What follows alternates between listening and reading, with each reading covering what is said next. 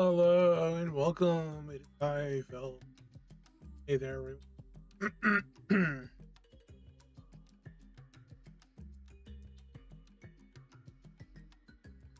Turn on some light.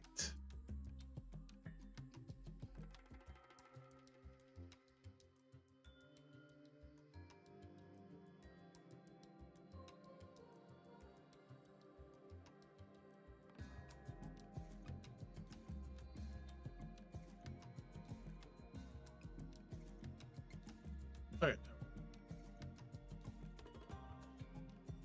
So, I already got into the game of Genshin here.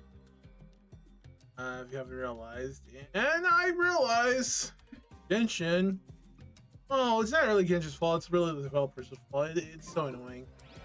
Going into a trance is risky for most people. Katina was our next girl. Who do you think our last and final girl is? Camera shots. You know, in Fontaine we had this. Oh my god, Skirk's not from Fontaine. But we're gonna put her in there. So yes, it should have been Farina Skirk's spot, but no dice, no show. I think Holyverse is just being major content. And to be honest, they already ticked me off as much as possible. Why would you not put Farina, your most beloved idol? Doesn't matter, she's a producer. She's still an idol, guys. It's like, what the hell's going on? It's very insulting to her character.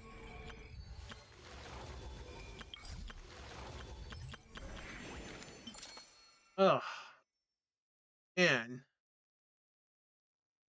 Oh, and I'm streaming to Twitch, YouTube, Kick, Twitter. No stream to TikToks. Because not saying these platform names without, because we don't like competition. Say those names, we will ban you from our agency for just saying them. It's because it's competition. And you know what? If that's true, then all these other platforms should do the same. Not say that, can't say the other names, other competitors. I think TikTok needs a little changing on that front, and they should fix that because that shouldn't matter. How you're supposed to grow competition between all platforms. So being able to say the names and then be a big rise in like which platform can make the other small streamer or VTuber bigger. Whoever does it better, clearly the better at it. So, but anyway, it should be very obvious who our last and final girl is. On stats, I'm caller. I am not. Bring that, but anyway, we got Mondstadt here.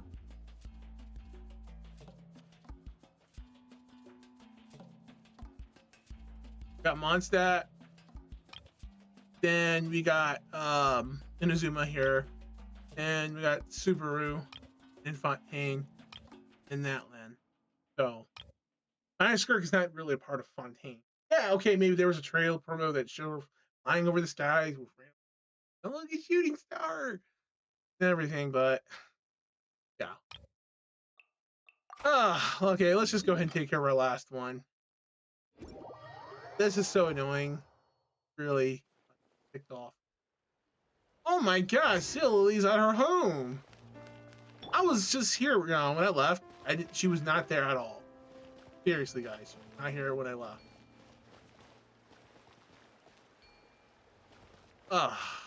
Anyway.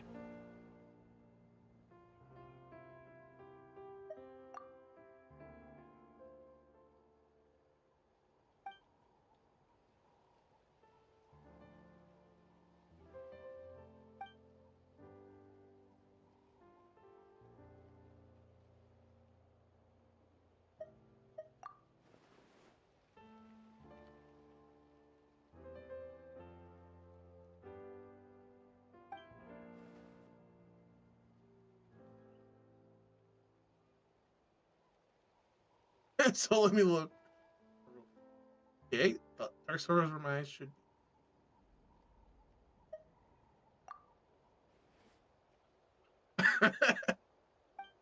uh,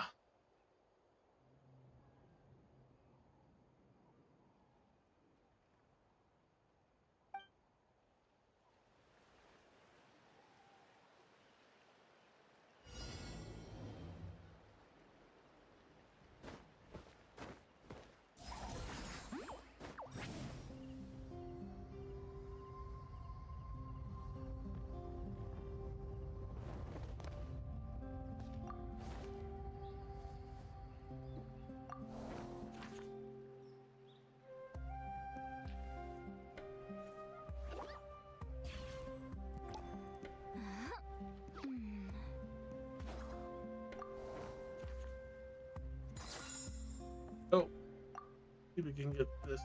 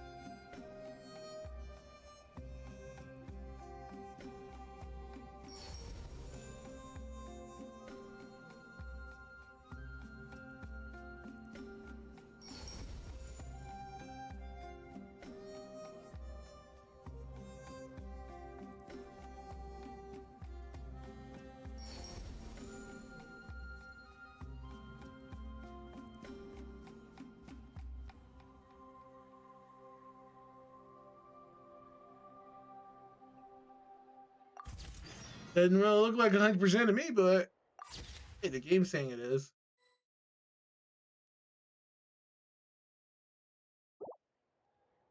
It's a shame only one of our lovely stars was in here. Our other wasn't.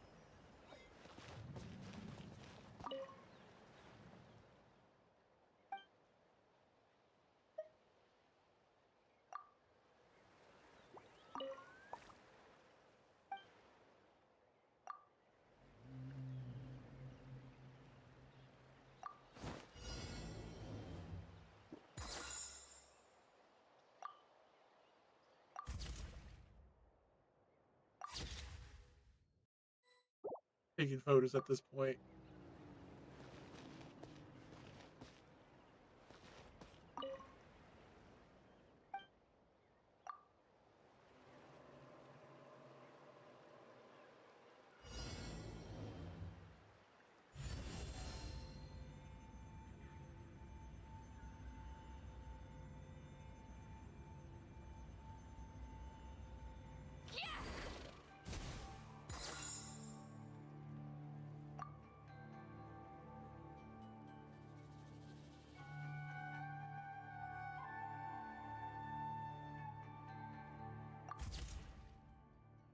No, we're just saving pictures at this point. What are we doing? Challenge wasn't a fail. The challenge was successful.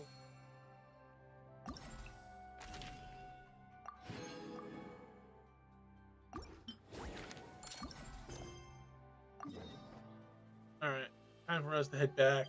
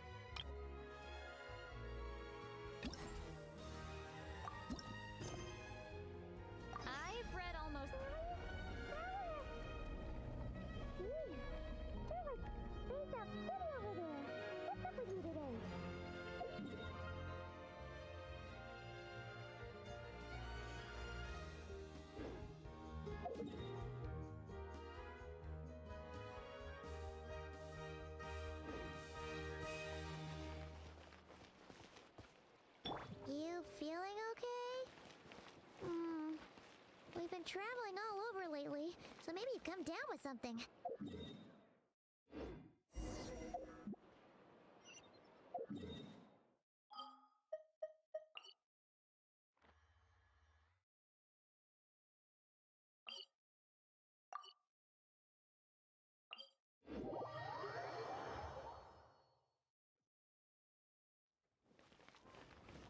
Shower me with praise!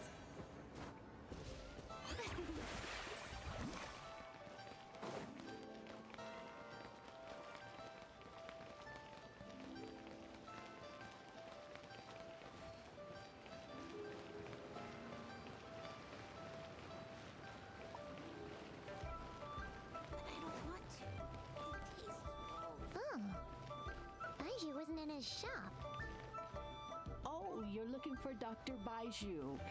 He's resting today, but he said to send any patients to the back room. Ah, okay. Thanks. We'll head on through.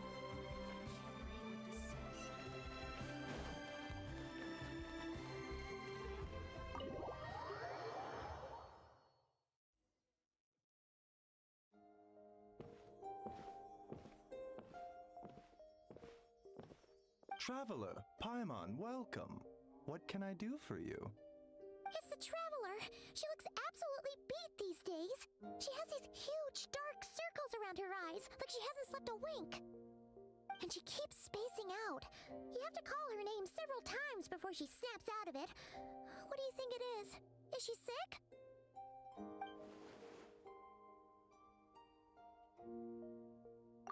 Very peculiar.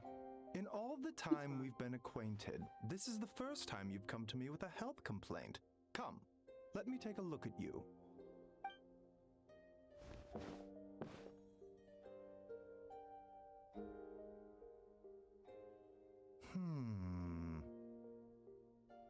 Okay, Paimon does not like that expression, Baiju. It's not serious, is it? It is serious, Paimon. Complexion Would you is keep- good, eyes are clear, breathing is steady, pulse is strong. Physically, you appear to be in good condition, traveler. In theory, your energy level should reflect that. You should be feeling right as rain. Hence my concern. A clean bill of health is usually a good thing, but in this case, it likely means your situation is more complicated. Physical illnesses come with detectable symptoms that can be used to diagnose, medicate, and cure the condition. But afflictions of a non-physical nature, they fall outside a doctor's realm of expertise. Huh? What do you mean, non-physical nature? Curses, dark magic, it's hard to say. It could just as easily be a simple case of mental fatigue. Why don't you rest here for a bit? Whatever it is we're dealing with, clues to your condition are sure to reveal themselves in time. Once we know the root cause, we can administer the right treatment.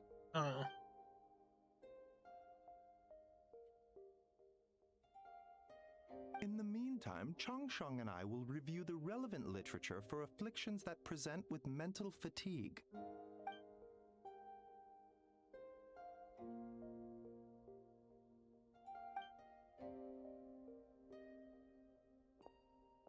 Oh, must be a rare condition if not even Baiju and Changsheng have seen it before.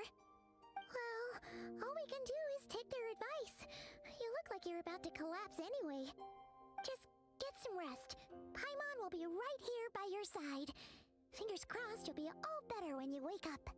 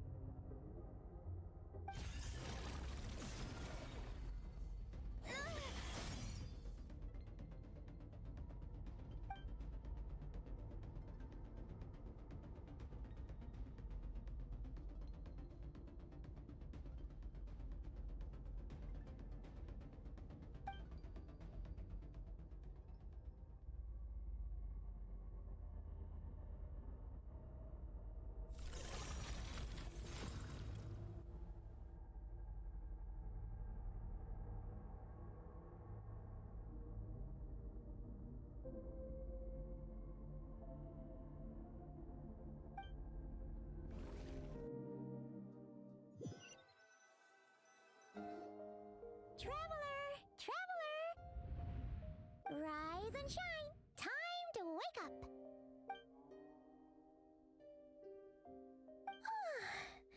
For once, you're making Paimon look like an early riser. It's already afternoon. Hopefully all that sleep did you some good. Feeling any better? A cut? What? Did you scratch yourself in your sleep? All right, let Paimon take a look.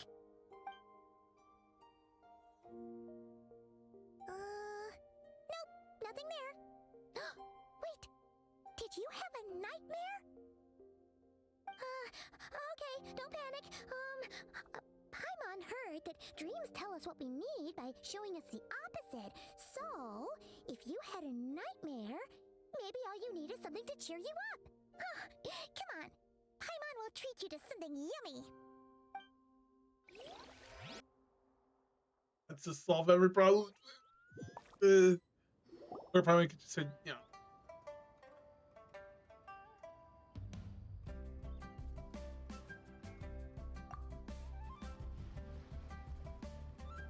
What? So, in this dream, you were trapped in a weird place with thick fog everywhere. Also, it would be nice if the traveler Nowhere actually and talks. statue in the back? I'm on doing it all the time because like Okay, well, lazy. that's a new one.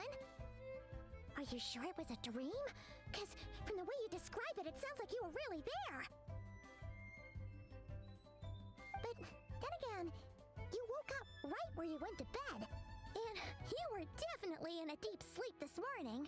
Then, it's decided. Paimon will stay up and watch over you tonight.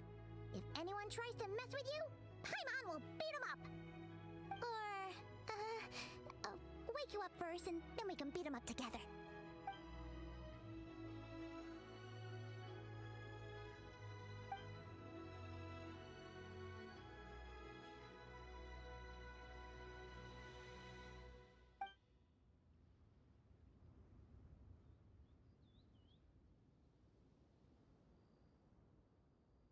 Something is missing. Did you just say something? The flesh remains whole, but the soul is incomplete. Left unresolved, the mind will wither away along with it. Ah! What the? Wait!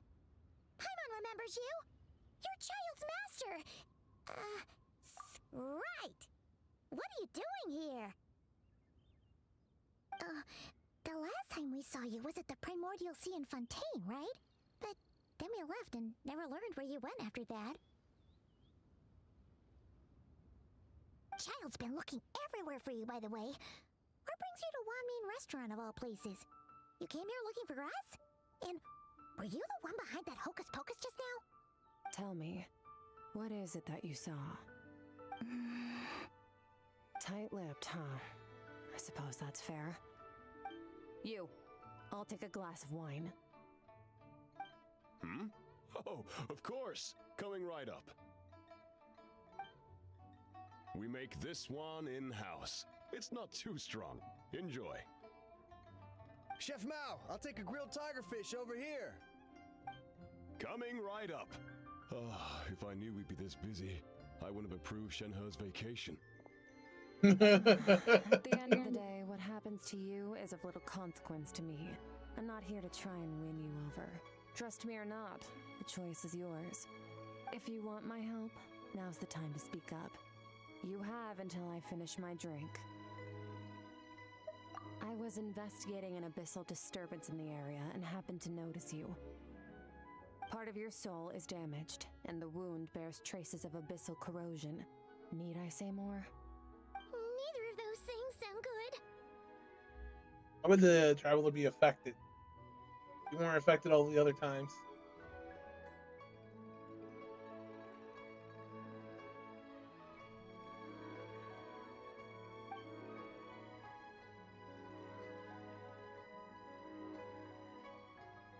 Well, should we trust her? She mentioned an abyssal disturbance. Maybe that has something to do with what's going on with you. But we could always find a different expert on the abyss to help us out. Yeah, and that thing she said about your soul being damaged is scaring, Paimon. Definitely something we should fix sooner rather than later. Skirk's an interesting one, that's for sure. But from what Child's told us, She doesn't seem evil, at least. 1, 2, 7, 10. That'll do. Well, have you made up your mind? What I saw was a dark space, shrouded in a dense fog that wouldn't Well, now the disperse. traveler talks. So, that's all we know, Miss Skirk. Ma'am, can you help us? So, you couldn't disperse the fog. I understand. Come find me in the Gwali Plains when you're done here. Oh, and I left cash for the drink on the table. Settle the bill for me, will you? Oh, okay. Huh? She disappeared. The question is, how did she get more hot tubs? Wait, hold on. You overpaid. Here's your change. Oh, no. This includes the drink, so it should be the right amount. I didn't think you two ordered a drink. We didn't. It was that lady who came and sat with us, remember? You brought it out to her yourself. You sure? I could have sworn there were only 2 of you at that table. What? What'd you put in their dish, Chef Mao? Some kind of hallucinogenic mushroom? You What the heck? Seeing things? Wait, so neither of you noticed her? Young lady? About this tall? Wearing a purple dress? She ordered a glass of wine! Oh, now you mention it, that vaguely rings a bell. And it looks like I did open the wine jar, so it must have just slipped my mind. In any case, that settles your bill. Come again soon.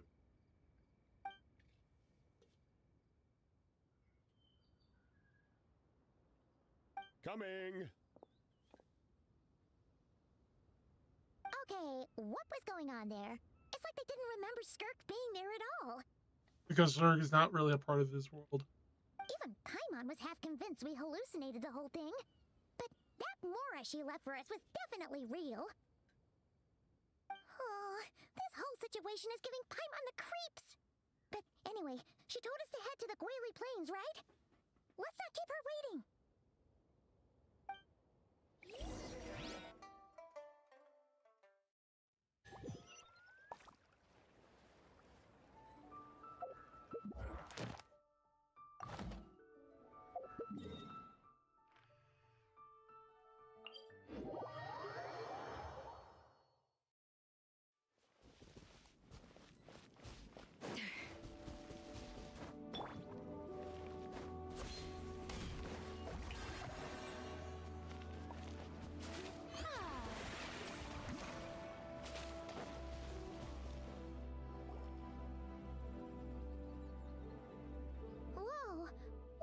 Rift Hounds doing here?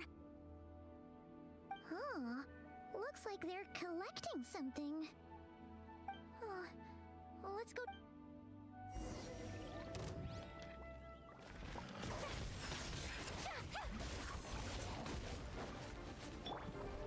A little amuse-bouche. A burst of flavor. Oh, brilliant! Fulfill our pact. You two!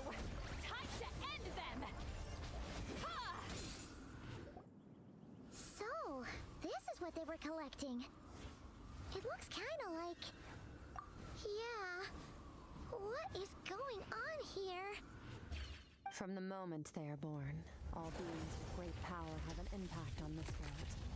Even if their body is sundered and their soul extinguished, their influence remains. Gods are the most common example of that. The remnants of gods who fell thousands of years ago remain buried deep within the earth, carrying within them a warped will and a dark curse. Together, these remnants form what you call god remains, and it appears that some of those sealed here were dug up and removed. There are traces left, but they're fading fast. What are you doing? Nothing! wanted to make sure you were, real? Uh, She's definitely not a ghost traveler. Paimon poked her, and she's solid. Your life hangs in the balance, and that's what you're fixated on? Strange set of priorities. It was just a trick to avoid being perceived. If someone notices me, those memories are erased. Simple as that. Unlike you, I have no desire to establish a connection with the world. The weak and the lowly have no right to remember me. They're lucky they only have a few missing memories to show for it. Now, can we please get back on track? Okay. Where were we? well, looks like Skirk has another power that you didn't know. The god remains. So, basically, there's now less of them here than there used to be, right? Isn't that a good thing? In our experience, god remains are 100% bad news. A lot of terrible things have happened because of them. Maybe it's a good thing by human standards, but power doesn't come from nothing, and it doesn't just disappear for no reason. The remains aren't just gone, they were taken. Very clever, traveler. You aren't the only one who had something taken from you. There are victims like you everywhere. The only difference being, you can speak, and the remains cannot, so it went unnoticed. Something similar happened in Sumeru. Within the span of one night, countless consecrated beasts were slaughtered, and a large amount of the god remains buried in the desert went missing. Of course, god remains are just one of the targets. The culprit is chipping away at sources of power all over this world, including the Stella Fortuna above. Wait, you mean the stars? Mm-hmm. 42 of them have died out in the past few months alone. In Conria, people believed that powerful individuals have corresponding Stella Fortuna. Even should that individual fall, their Stella Fortuna would not disappear, but gradually evolve into a new constellation. Yet now, stars are disappearing from the skies entirely, and it's not hard to deduce what's happening to the power they contain. Something has been leeching power from this world like a parasite steals nutrients from a host.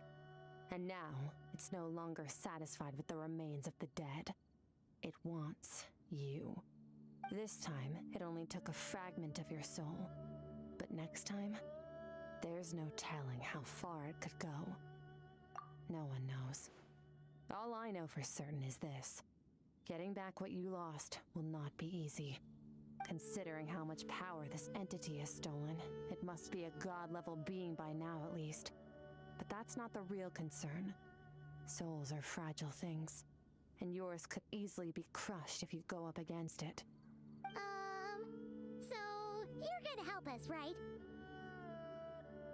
We're going to help each other. You are my ticket to uncovering this thing's true identity. Well, great! You seem super strong, and you know a lot about the Abyss, so Paimon will take it. What the fuck does that mean, Paimon? So Paimon will take it. Now, Paimon's hiding a lot of secrets we don't know about. Don't get all mushy on me. All I'm doing is helping you get back to normal after a sudden crisis.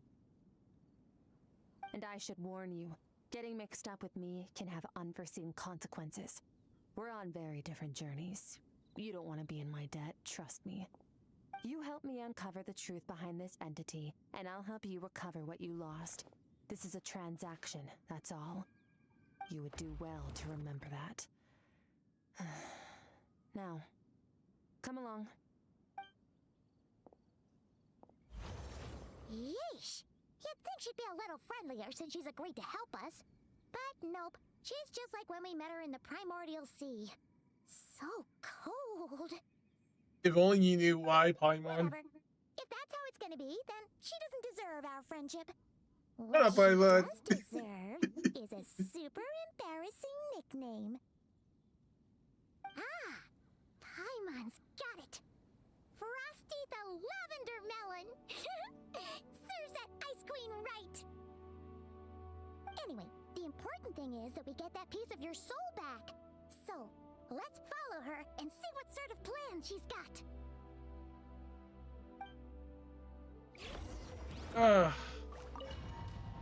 And if I have to hear Paimon one more,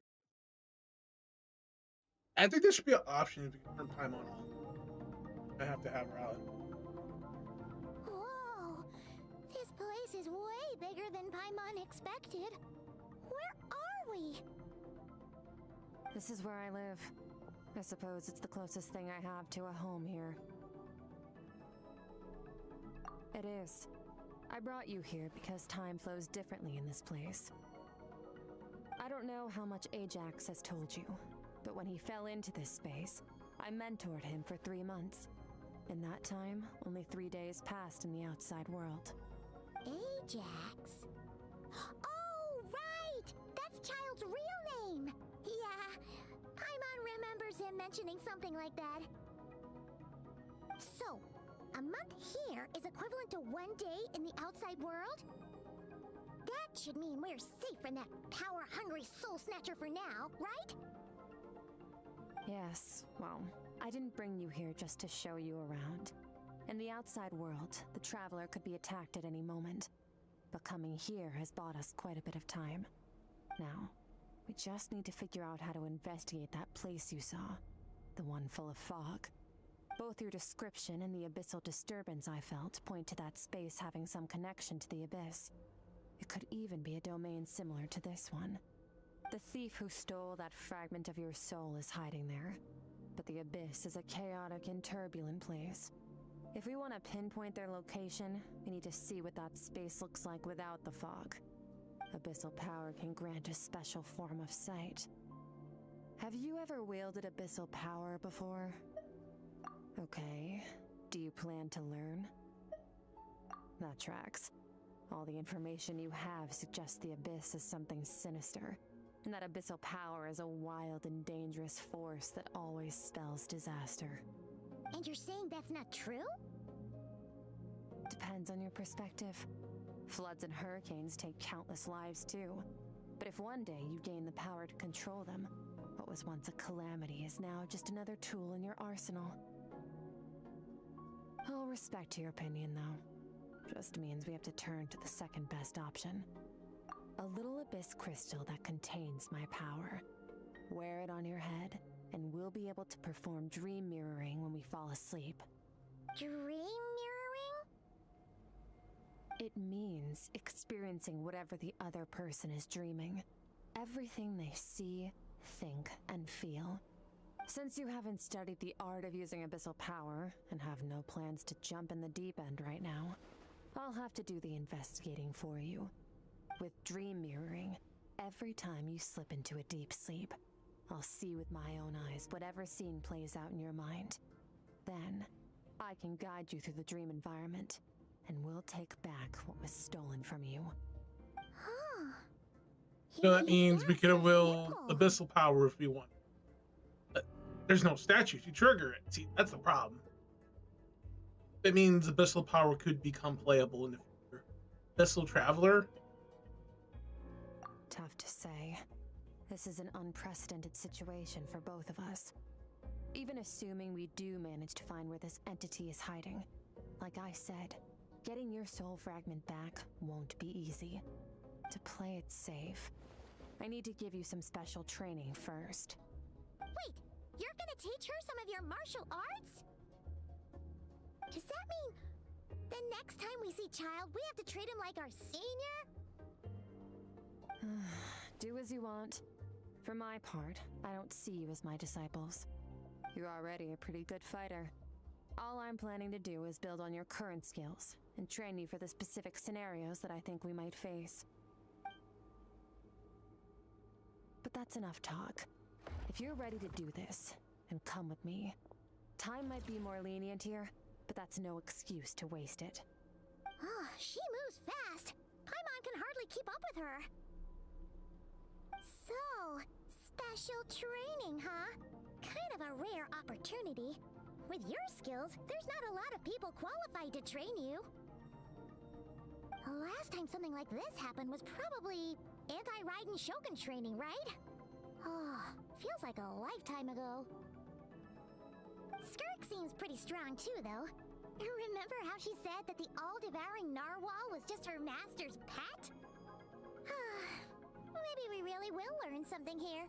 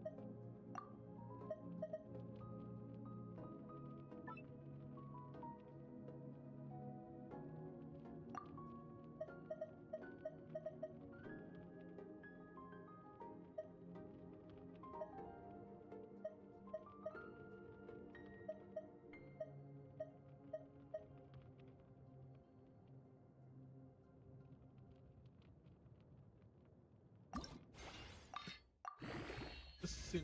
Get some new stuff in the track.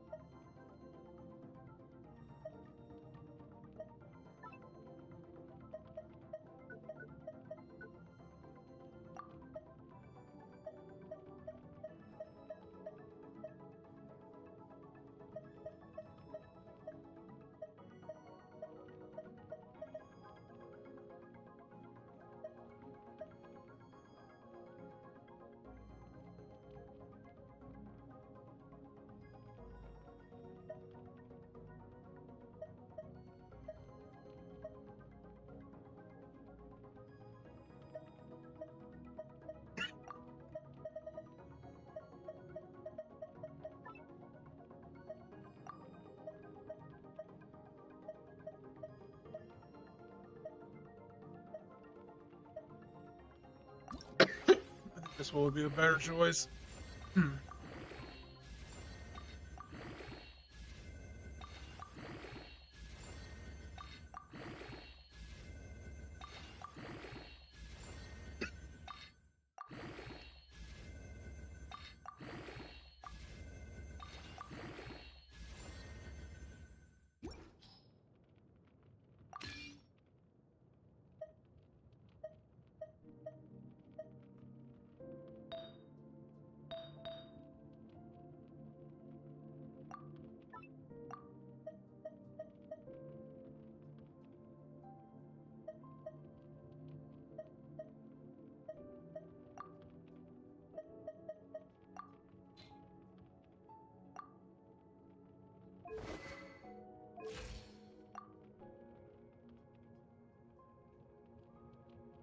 Thus,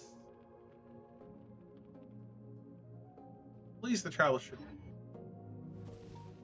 We can-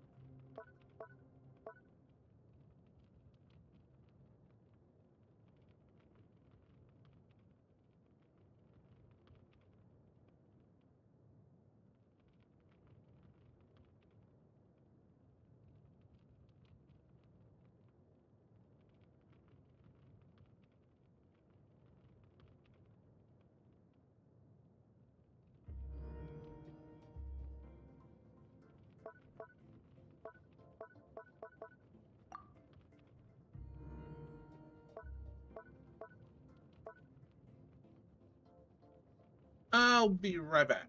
We're gonna take a break, so don't go too far. We'll be right back.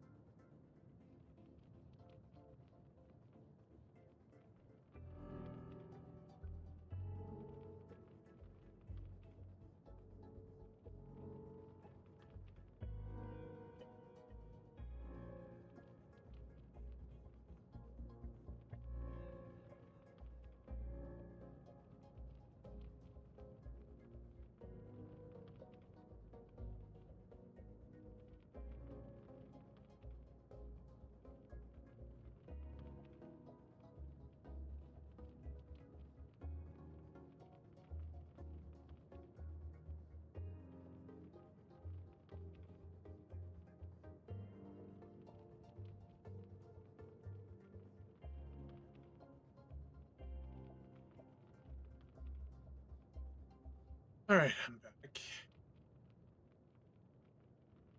Hopefully, my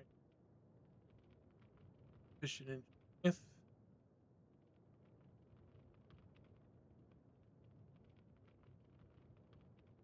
Oh, well.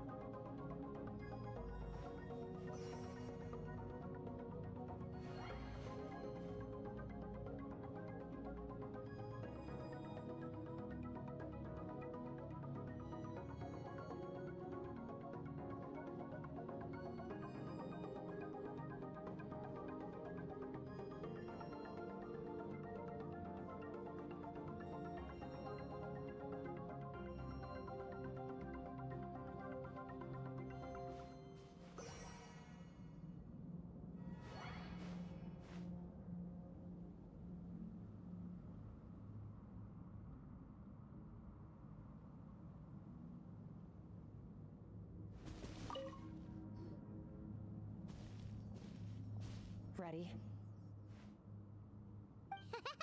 Bring it on! Your training will be split into 3 stages. Testing your blade work, elemental abilities, and reasoning skills. We'll start with blade work. You're no rookie in this area, so I won't bore you with the basics. During your long journey, you've no doubt sparred with a lot of talented sword fighters. Consciously or not, you'll have picked up all kinds of techniques from them. You bet!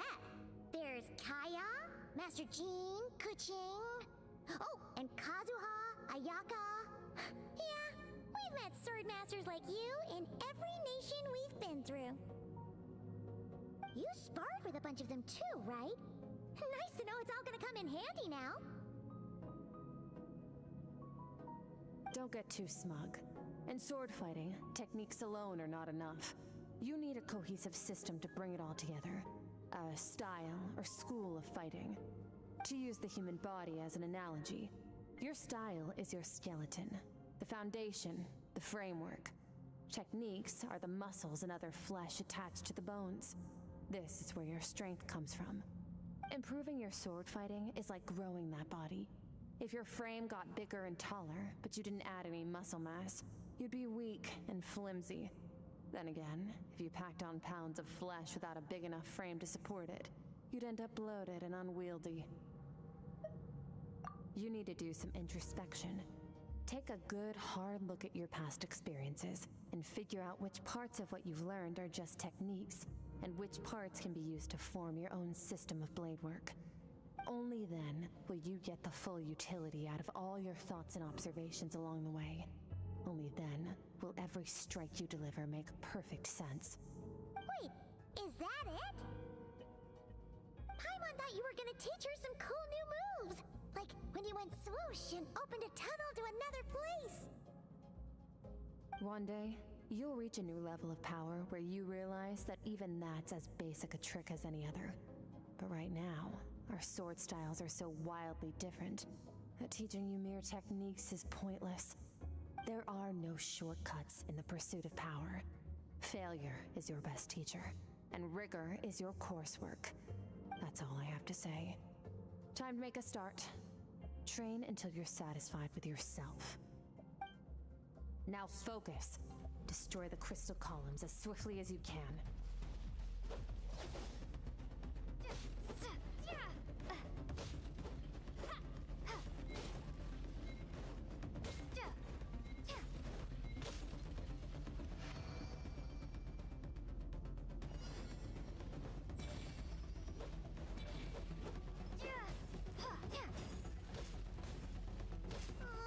This is making Paimon's head spin. Hang in there, traveler!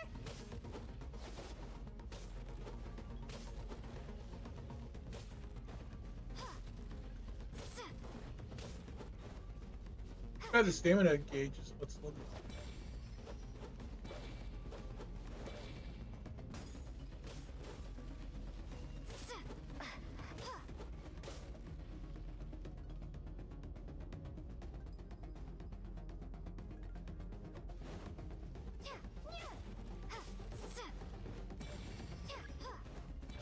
Really, did our strength improve, or just the logic of the numbers got improved?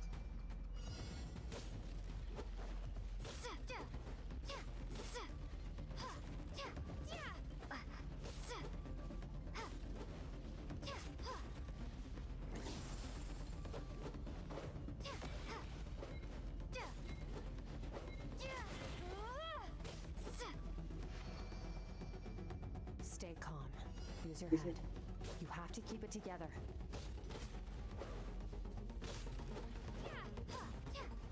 If only the mechanics of the game played.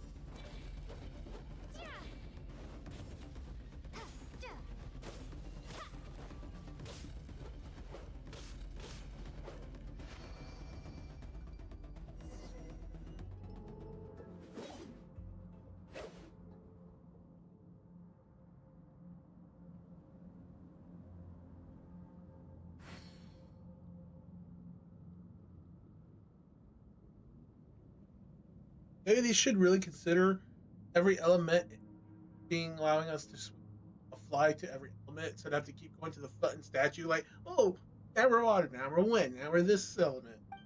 You should be able to switch the element on the fly. And the only games that ever done this are a few. Like Legacy of Kain, it has a good system on switching from the Light Reaver to Dark Reaver, Fire Earth Reaver, in the last entry. Now in the previous entry, you had to go to Forges. And fuck the Forges. Let's just put everything in, and we can just flip a switch elements. The Traveler here should be able to swap over quickly to those elements. And when you swap those elements over, it just swamp the gear set too. Or better yet, instead of having your focus towards the element, we focus on boosting the attack over actual element. Will be frozen in time. Cut to the chase. Consider a moment of true mastery that you've witnessed in another person, and ask yourself, what lies beneath the surface? What's their guiding philosophy? What's their state of mind as they maneuver their weapon? Now take that and practice it right away with speed, skill, and strength, over and over, until your hand is one with your mind. This is the only path to true growth. Step on up. Dance with the waves.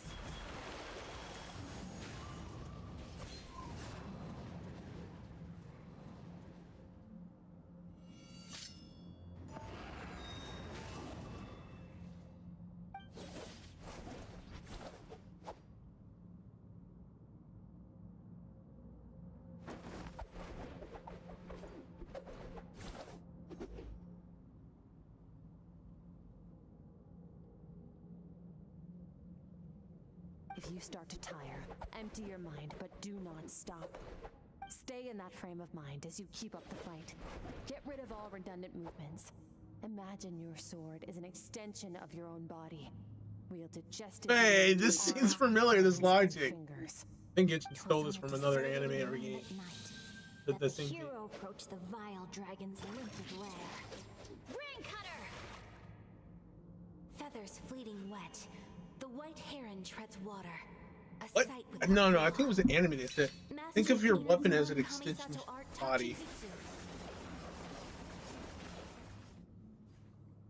I know Legacy of Kain mentioned something similar, but There was an anime show that actually did mention something like that. Damn, I can't remember the name of the show.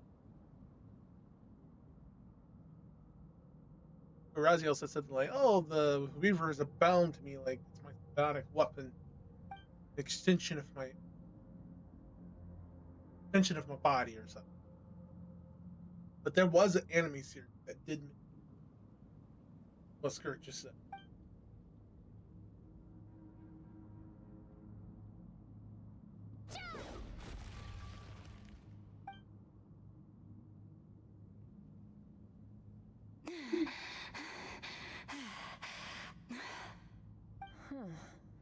Looks like you've made some real progress. That concludes your training session. Awesome! Paimon knew you could do it! Yeah, How do you Paimon was feel? sleeping. As you should be. Time flies when you're training hard. You've actually been going for several days now with no rest. Yeah, meanwhile, Paimon's had a whole bunch of naps. But you were so focused, she didn't want to interrupt you. Go get some sleep. I'll be doing the same very soon. Let's hope you see that foggy place in your dream, so I can get this investigation over and done with. You telling me in 7 days? I try looking against wrong. But seriously, they really live. You open up the menu, right? All the elements of the statues can be pumped over and set up into the panel right here. Press the, box, circle, X, triangle button, swap out elements quick. Like some of these other ones, like tutorials and all this, could be removed. There's no need for that.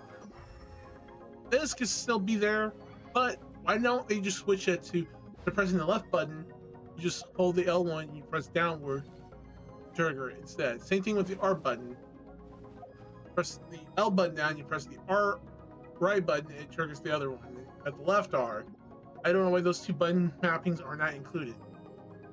The scan thing could be switch to L, press the L button down or something. This would be a good chance for Hoyoverse to open, their ignorant ears and improve the mapping of the controller for the game and start incorporating elemental switch for the Traveler.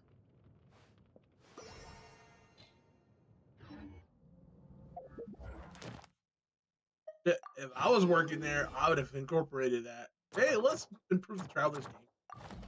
And at the same time, they're busy doing that. Because look, this is how we move out of the way to get harm's way. There should have been a dodge mechanic in here. Switch the run to a dodge. Now, if you're just running, it just runs. You're dodging, but you press it, tap it once, it just dodges. You have to long press to run. There you go. You got a dodge mechanic. We short press. Section. Let's say we short dodge and get out of the way. It wouldn't be too hard to incorporate a dodge mechanic into the game finally. If we're holding still, we could just, instead of just running forward like that, it should just automatically parry block, parry / block. There's a lot this game.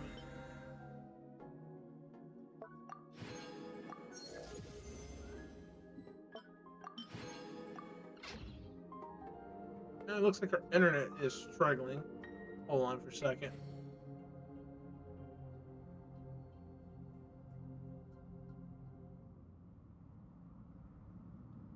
I don't know if it's our game.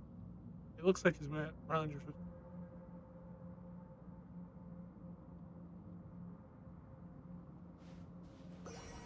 Hope it's fine. Might just be the game servers. Yeah, it looks like it is the game servers. I am a wire connect.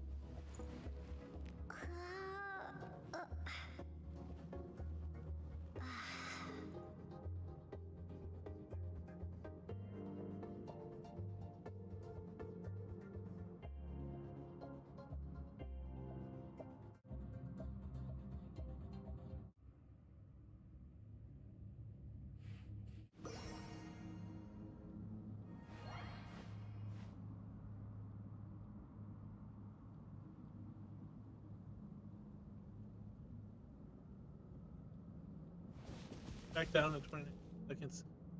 I don't know if it's the internet or the server. Hopefully. Sometimes you have to practice a single movement 1,000,000, maybe 10,000,000 times before the breakthrough moment comes. Nothing in the outside world can help you in this process. The most important thing is to remain patient.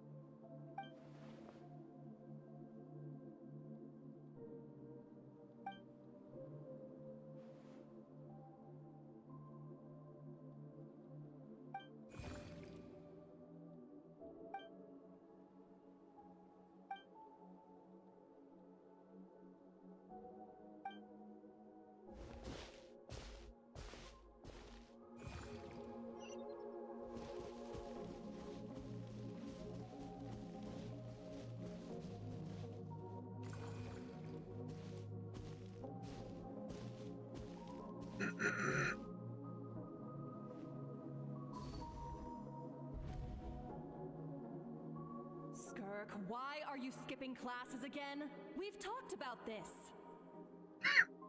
Cause he's a crabby old man, and he's a boring old man. I don't like going to his classes. Excuse me. You shouldn't talk about your teacher like that. It's very disrespectful.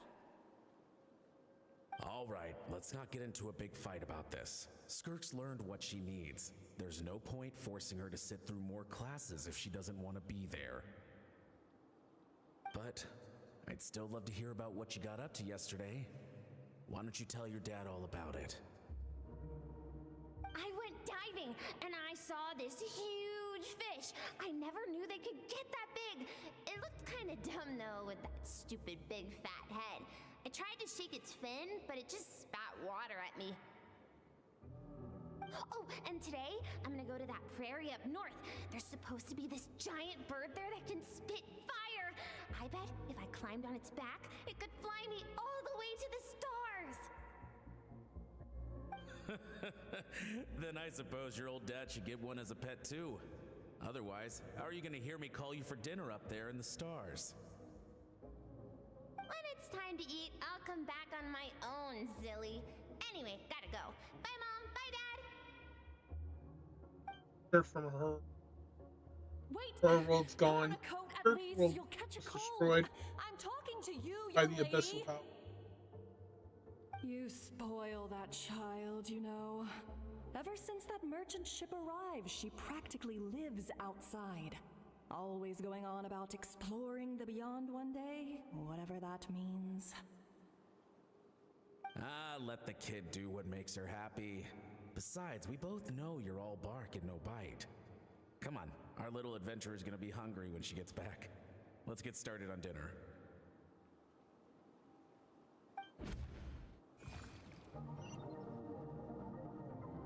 Yeah, Skirk's world was destroyed when she was a child. There's just fragments of her world again.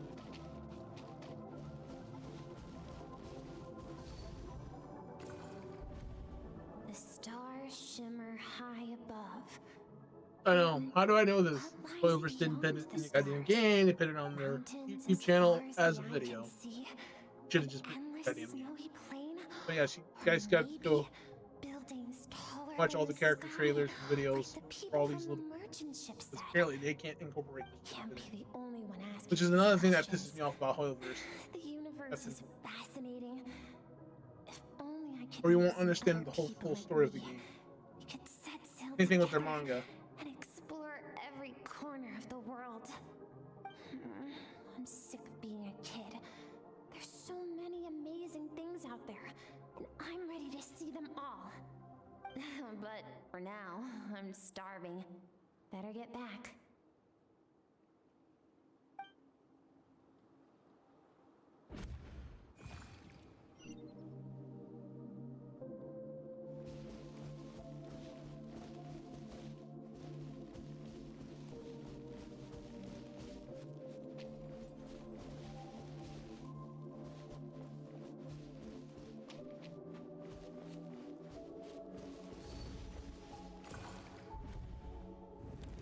Don't let a single one of them get away! No, please, spare the children! Stay back! They're coming! Run! Eliminate the threat. Take him down. Don't be scared. This way! We'll never make it! Fire. There's fire everywhere. What happened? I told you we shouldn't have trusted these outsiders!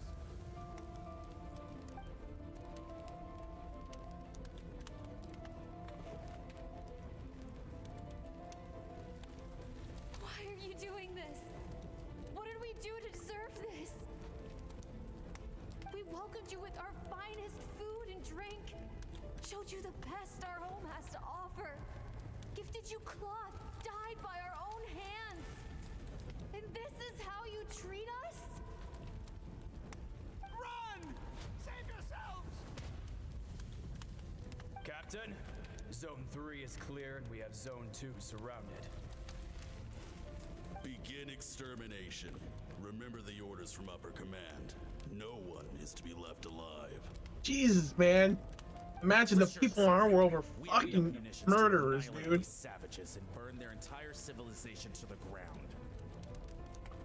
Good. The only ones who put up a real fight are that man and his wife, correct? What's their status? We shot the man in the ankles and the wife broke her wrist attempting to fight back. They won't be doing much more fighting. They're holed up in their home for now, but they won't last long. To prevent them from making some kind of last stand, we're planning to clear out the other zones first so we can send a bigger squadron to surround them. Well, Dude, well. Turns this out is some so of these dark. beasts do know how to use their claws. Now the threat these savages pose will be undeniable. Let them cling to what's left of their lives for a little longer. Once the other zones are cleared, I'll cut off their heads myself.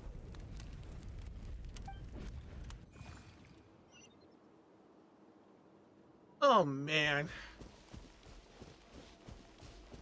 Yeah, it makes me wonder what person at Hoyoverse wrote that shit.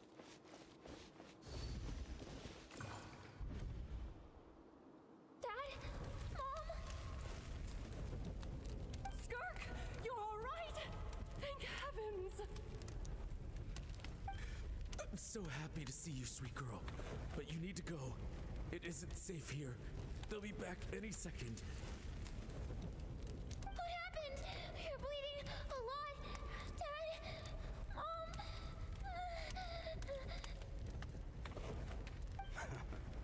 This is the place. Alert all units. Prepare to surround. Run, Skirk!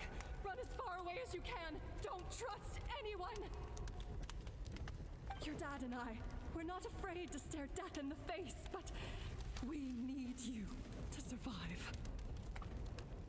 My clever girl, so curious. You're already so brave. I know you're going to grow up to be such a positive light in this world. Oh, that role will not happen. Just play this song.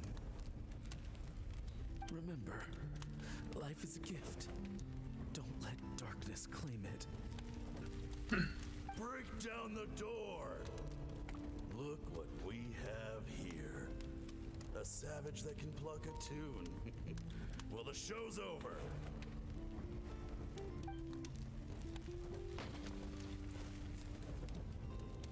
You! Stop singing! Shut it! I said shut it or I'll make you! Fine. Have it your way. I mean, we need a Skirk spinoff too.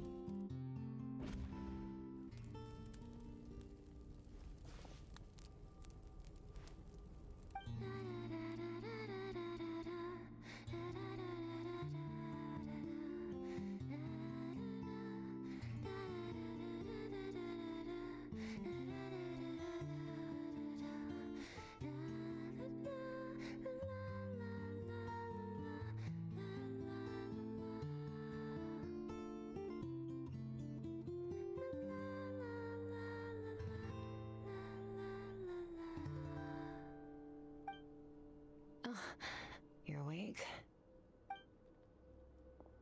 I found a few clues while you were asleep, but it's only a start. Now, time for the second stage of your training. This time, the focus is elemental energy. Come find me when you're ready to begin.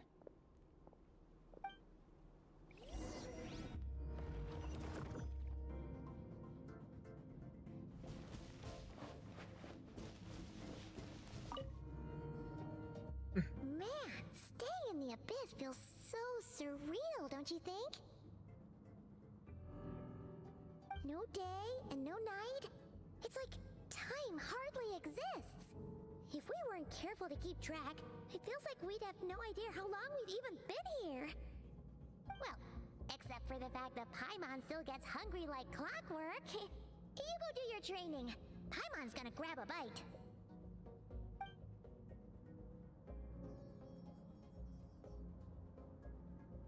The way I see it, the pursuit of power is divided into 3 stages.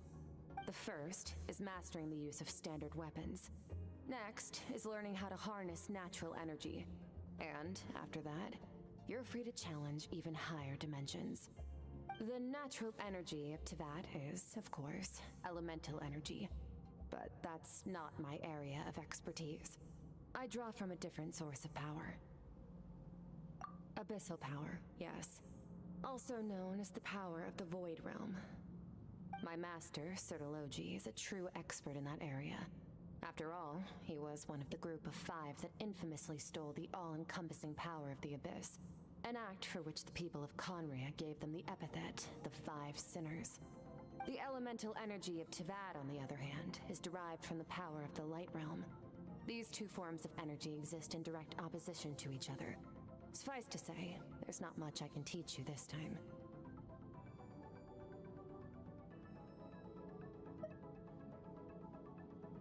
A keen observation, traveler.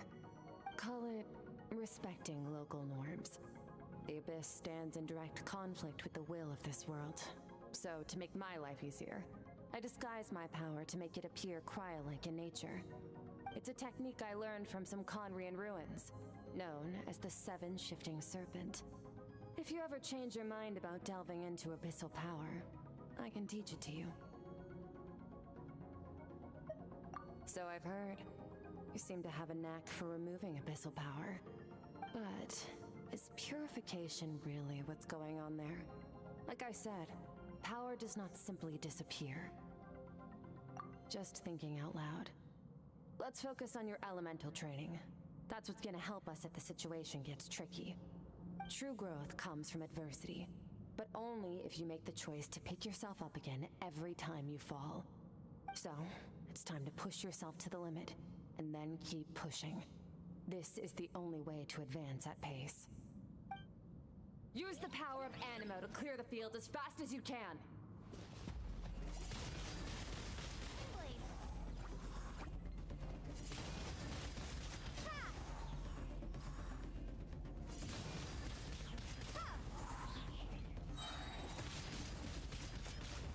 Prepare to be blown away!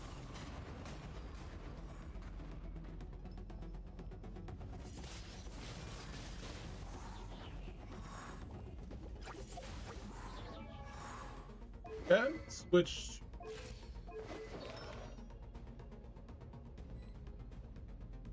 Artifact got switched to.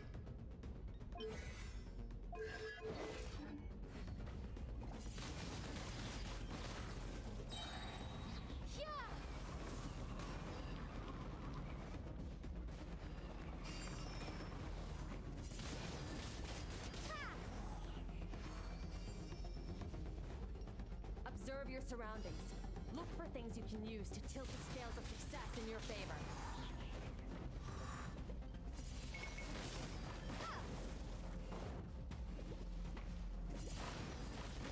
Windblade! Be gone!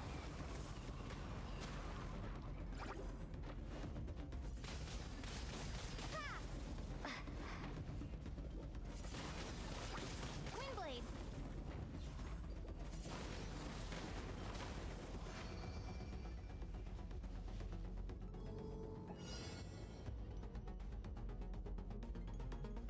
Use the power of Hydro to destroy the spikes.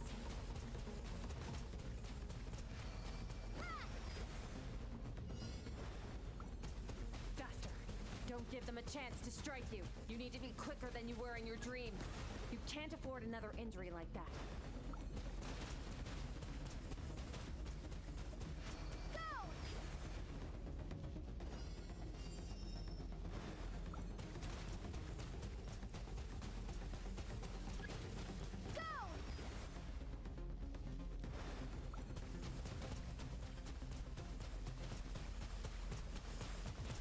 Water jet! Go!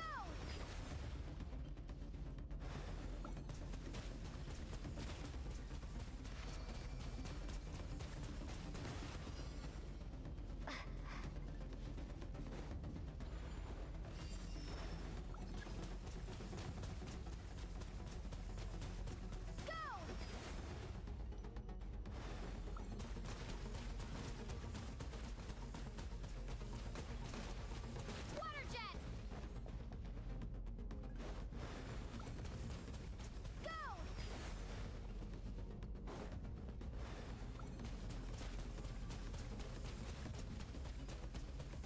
Go!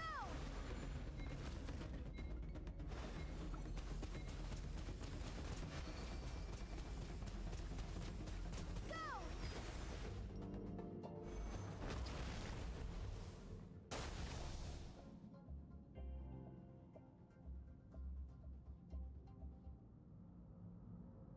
You need to understand what makes you special. The ability to wield elemental energy without a vision and switch between the elements at will. No, we can't even do that, Skirk. Skirk, stop. Wiggle first does not even let us switch at will. Yes, maybe cutscenes and stuff, it does switch, but in gameplay combat, we can't. Why can't we do this, Oilverse? Come on. It means your aspirations need no approval from the They shouldn't be gods. pushing this Your if power they has been don't have the endowed shit by the implemented. rules of this world. So be bold. Do not be afraid to chart your own path.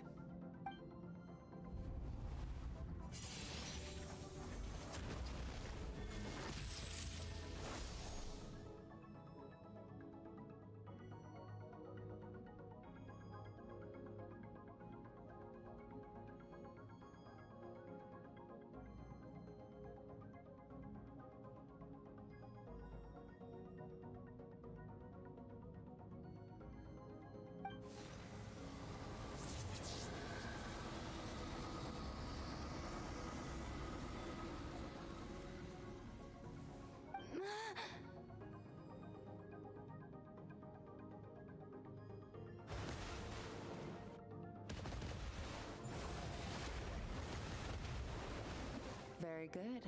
It seems you've reached a deeper level of connection with the elements.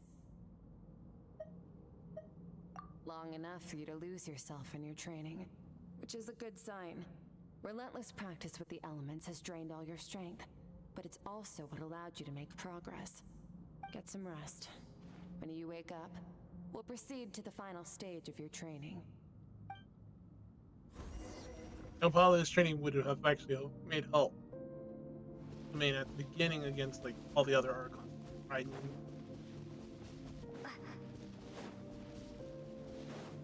But it's stupid. Look, we can't switch it on the fly. Because that would mean switching our artifacts on the fly too.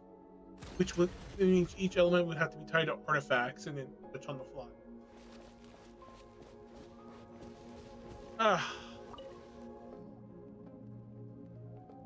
I wonder who's the planner over there for all these contents like this. I need to upgrade the combat system, make some improvements to it. Switching on the fly should be a combat mechanic only reserved towards traveler.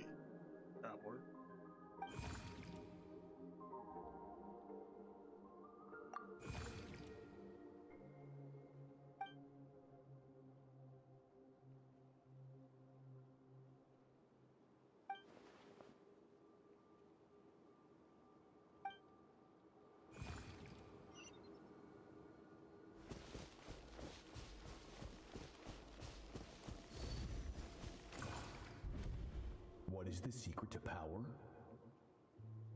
Longing, hatred, self-preservation. No, it is fear. The fear of losing those you love. The fear of watching your home burn. Fear of loneliness. Fear of death. Fear is the source of evolution. It forces humanity to adapt to their environment and overcome hardship. It is in the process of prevailing over our fears that we surpassed first ourselves and then the rest of the world. That fear is now part of you. It calls on you to evolve. And it is time to answer.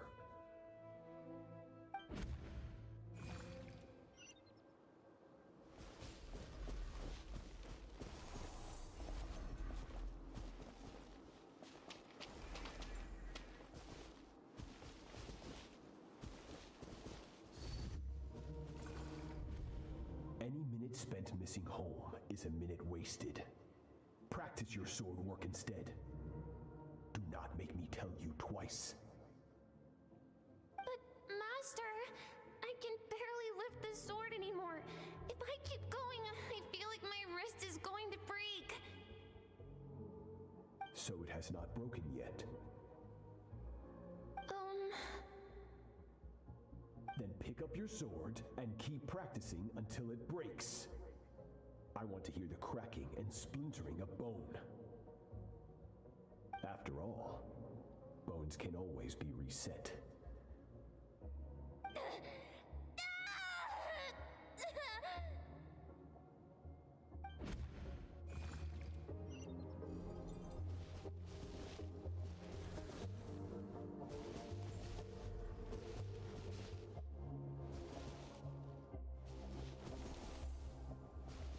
I mean, she's been training with that dude since good.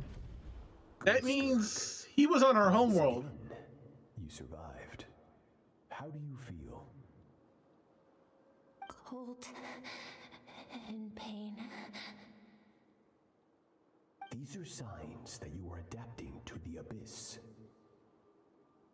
Each time the flesh is torn and the spirit crushed, each time you claw back from the brink of death, you become stronger. I now understand why these people sought to destroy your homeland. Your potential goes beyond even what I could have anticipated.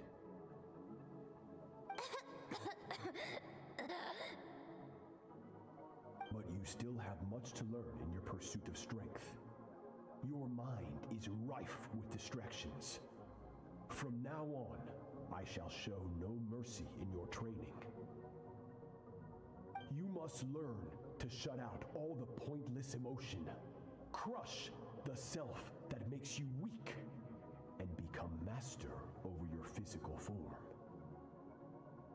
Get up, Skirk. Wipe the blood off your face. Cut away the rotten parts of your flesh, and mend what is broken. Then take up your sword. Dude, such a violent, horrible teacher.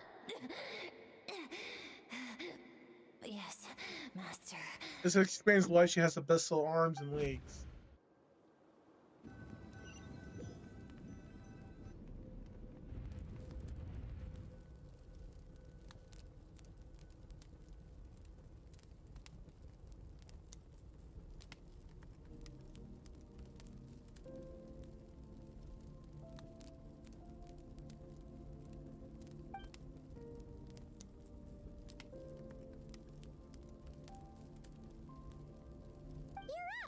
Hopefully you got some good rest. Skirk said to tell you that she's ready to start the final stage of your training whenever you are. So, want to head over now? Or did you want to wait a little?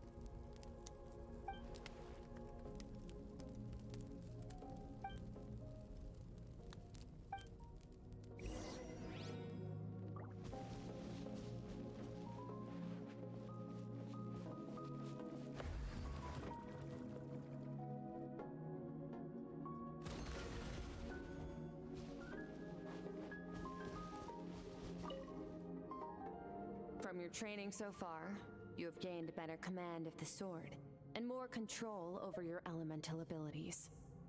That's only part of it. Experience is the real teacher. Your journey, the friends you have made, the dangers you have faced. These have taught you more than I ever could. Now, it's time to focus on how you react under pressure. You must be able to think rationally, even in unpredictable combat situations. To simulate this, I'm going to attack, and you're going to block. But there's no block mechanic.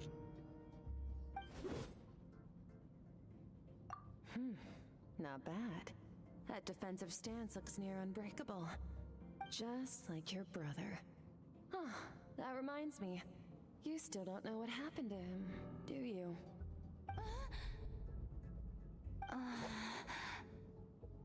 Oh. That's cheating! No, it's not. It's combat. You think every opponent has the same moral code as you?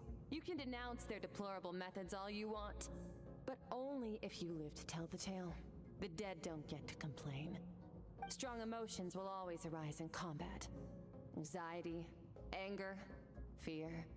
But a true warrior is never at their whim. Only when you are free from the influence of emotion can you make the right choice, no matter the situation. How amusing. Almost sounds like you think you know me. But you don't. You can choose your own path.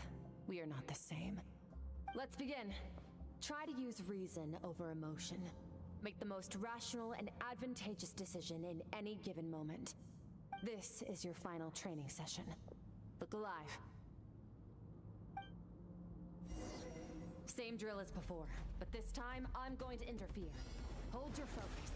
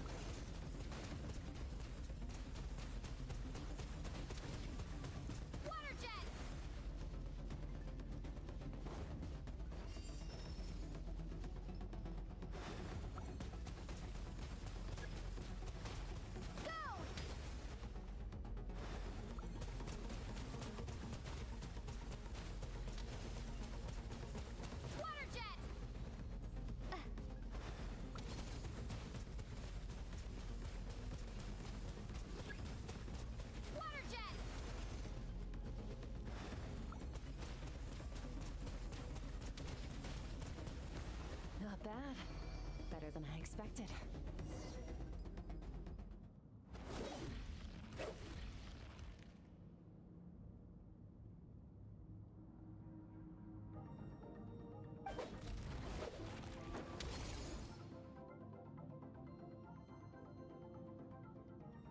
You're getting the hang of it. The first step to controlling your emotions is controlling your mind. You want a unified train of thought. It all comes down to focus.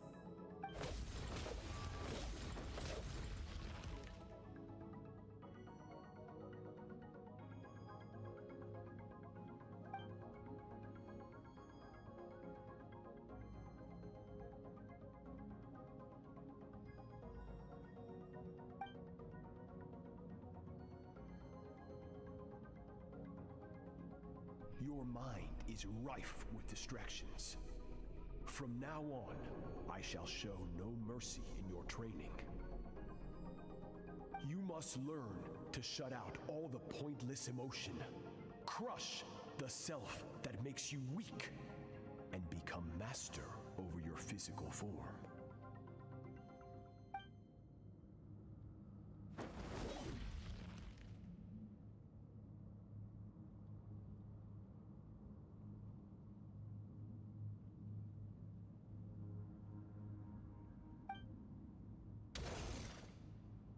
Stop.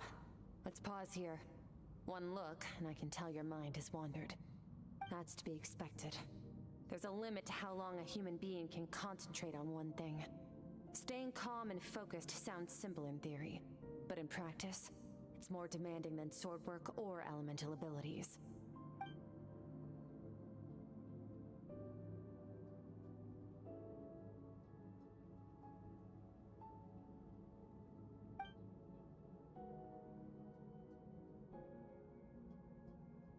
Get some rest. No point training further if you're already dead on your feet. Like I said at the beginning, the only goal of this training is for you to reach a point that you're satisfied with. You managed to push past your limits, which is a good start. You can be proud of that and sleep well knowing that you've earned it.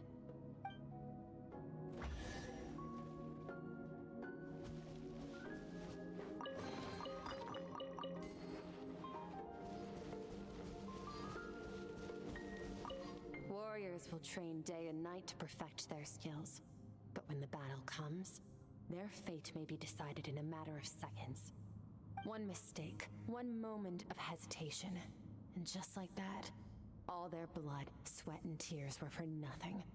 You need to push yourself to perfection, or you might not even live to regret it.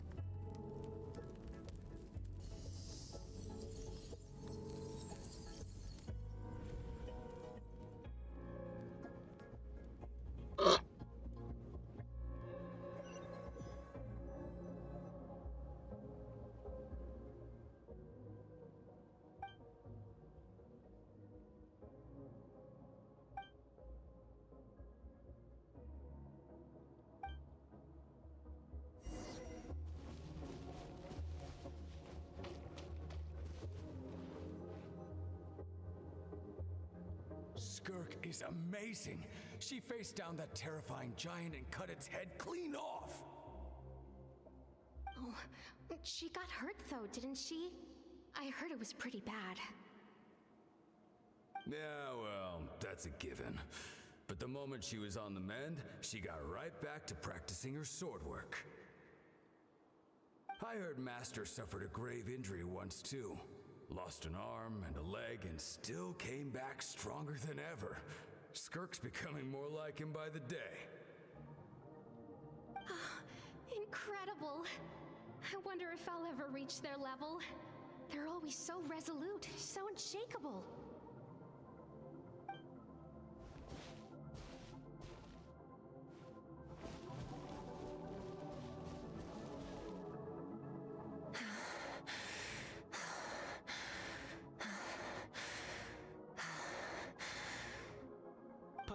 pathetic. You're not even trying.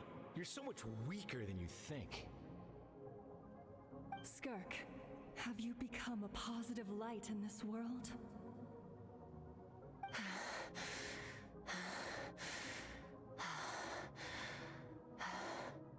Do you even remember how many of us perished in that fire? How many bodies were left to rot on the scorched earth? Yet you alone live on. Keep your gaze fixed on your blade. You don't deserve to rest. I have so many questions. I just want to jump in a spaceship, explore the whole universe, and get answers from the stars. I just need to wait till I'm grown up. Then I can do anything. Now, you must bid farewell to who you were in the past and become someone stronger. Run, Skirk, run! Only death awaits us here. Keep running, and don't ever look back.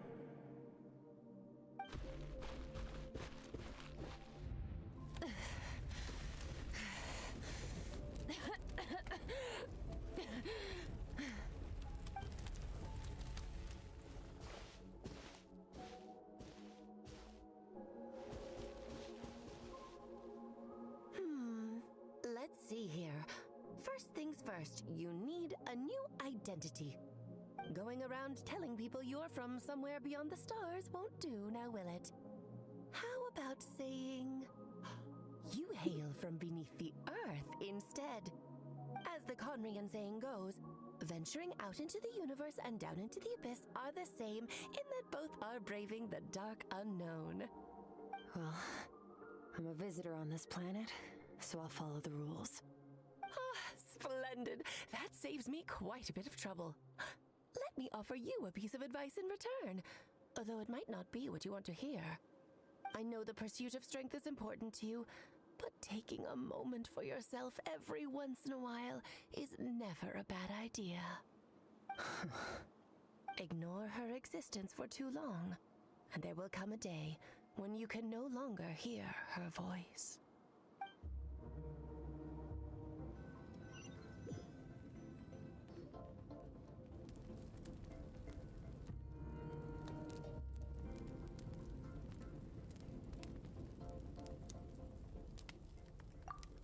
Okay, we're gonna take a short break, so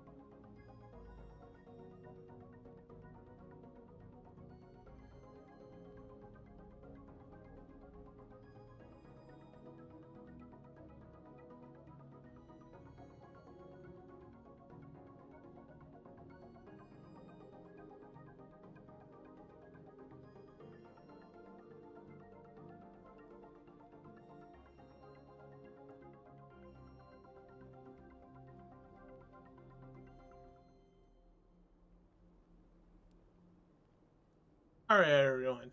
We're gonna finish and wrap up this. It's getting really cold. Kind of like aching from. Finish this character quest up and then move on.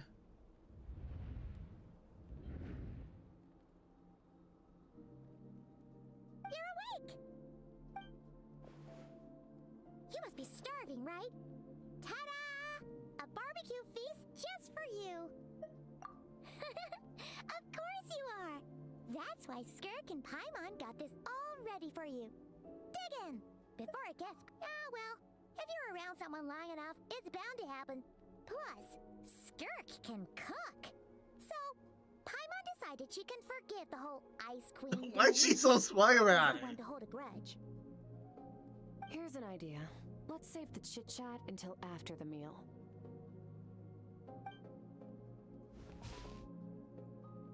Come on, what's so smug? So full.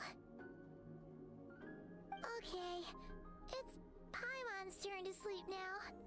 Wake her up when it's time to go.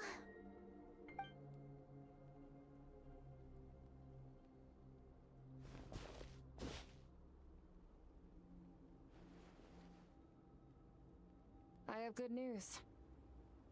First, your training is complete. You have what it takes to wield immense power.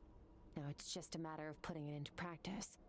Continue to learn from your journey and hone your skills against formidable opponents. Second, I've located the culprit we've been searching for. Next, we just need to retrieve the missing part of your soul, and our business will be concluded. When Ajax trained with me, he once told me he was bursting with questions. So I allowed him to ask me 3 of them before he left. You and I may never meet again, Traveler. So if there's anything you want to ask me, now's your opportunity. Just like Ajax, I'll answer 3 of your questions.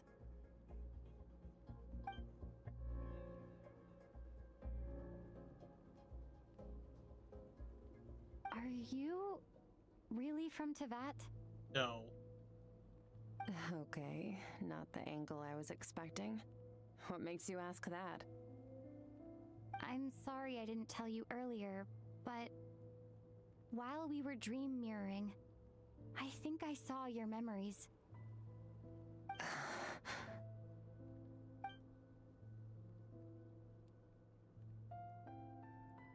I knew that was a possible side effect.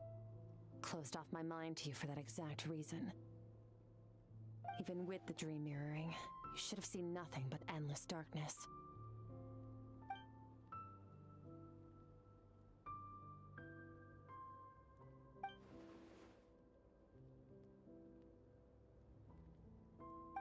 Whatever. Must have been a flaw in my execution. I shouldn't be too surprised. Due to some recent circumstances, my self-control has been lacking as of late. Since you've seen what you've seen, there's no reason to hide the truth. All I ask is that you keep it a secret. No, I'm not from Teyvat. I'm from a different planet. And there was a time when I journeyed through the stars. A lot like you in some ways. Like me? Do you mean you're also a descender? No, we're different in that respect. You're influencing the fate of this world. But me, I'm just passing through. Several hundred years ago, my master, Sertologi, opened the border between worlds and sent me here. But this is not my home. And one day, I'll return to the vast unknown of space. So, there you have it. On to your second question.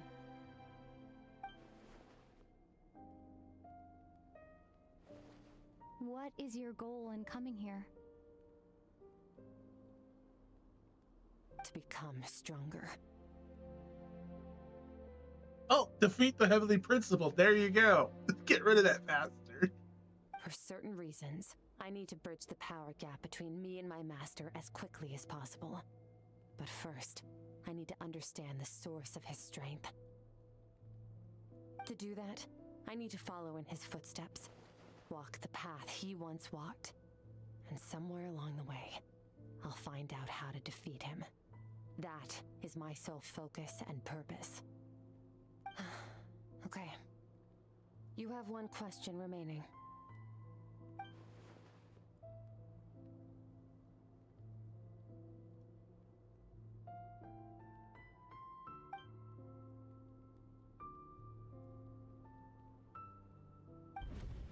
You make it sound so easy.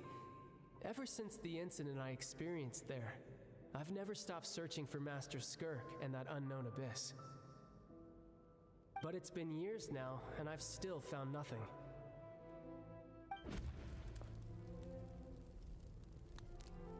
Well, your last question? You know Child is looking for you, right? Are you gonna let him see you? Ajax. His situation is different than yours. Before you ever crossed paths with me, you'd already encountered many formidable people, studied their techniques, and developed your own skill set. So, during your training, all I had to do was build upon that foundation. But Ajax was so young when he came to me. A complete blank canvas. Children can't help but imitate their role models. In the long run, that would only hinder his growth. Once Ajax has enough strength in his own right, I will allow us to meet again. Until then, let that motivate him to reach his full potential.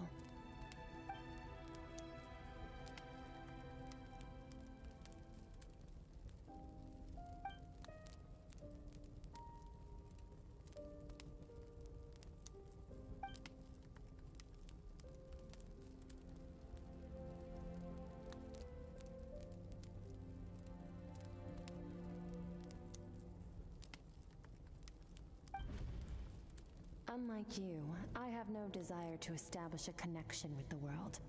The weak and the lowly have no right to remember me. They're lucky they only have a few missing memories to show for it.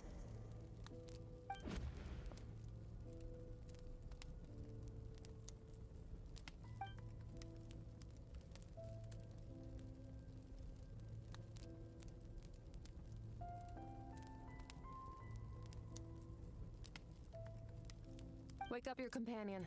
It's time to go. Oh, and everything I just told you, best keep it a secret from her as well. I'm pretty sure she heard everything. I might be a spy. Oh, finally. Where are we headed?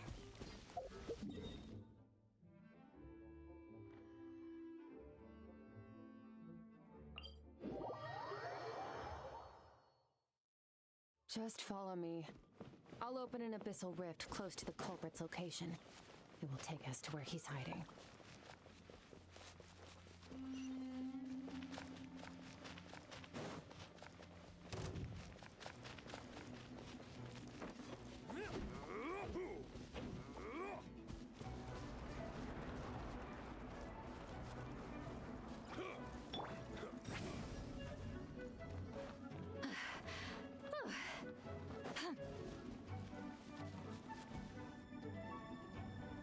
Wait, this is near the chasm, right? Yes. If we enter from here, we'll be able to reach that place from your dream. You have some experience with abyssal domains by now, but still, this is someone else's territory. Best to proceed with caution. Don't worry, Paimon's an expert at hiding behind other people for safety. Oh my god, don't be so fucking smug about that. That means you need to stay safe, traveler. All right. Remember your training. Time to put it to use.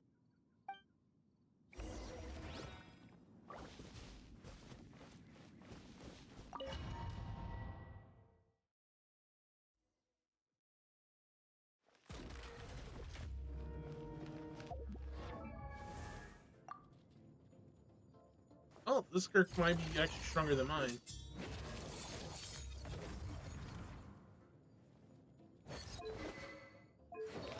Well, one, I don't have Skirk.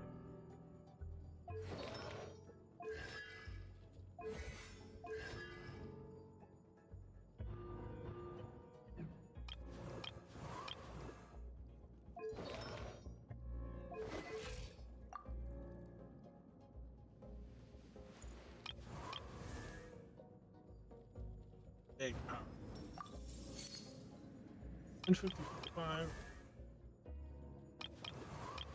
Got more crit damage, but they have more crit rate. And actually, there's no need for energy recharge on them. 61 cryo. 9.5. Okay, but their stats are a little bit.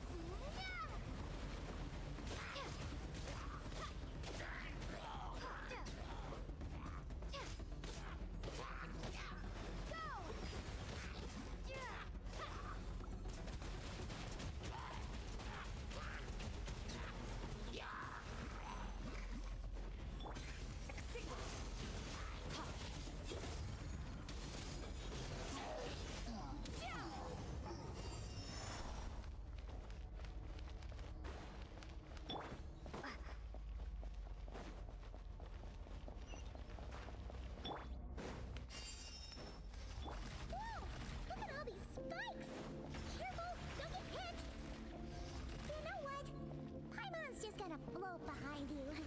Come on, you got this.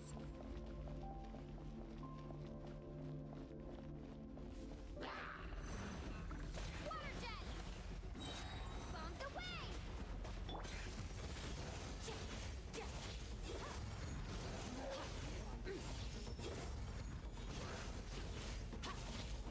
Hey, what are you two doing?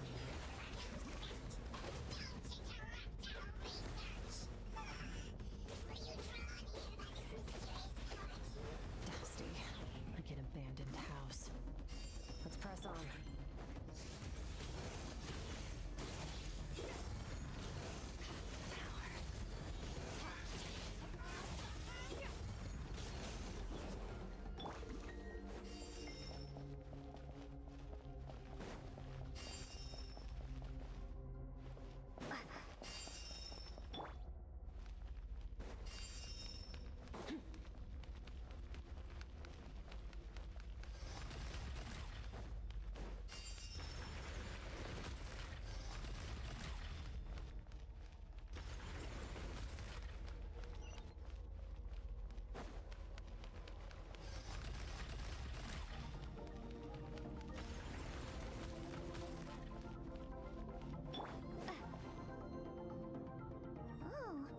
Looks like this is a dead end. Did we make it to his hiding place? Ugh! This fog is making it impossible to see anything! This should be the place where you were attacked, Traveler. The missing part of your soul should be nearby. Can you sense where it is?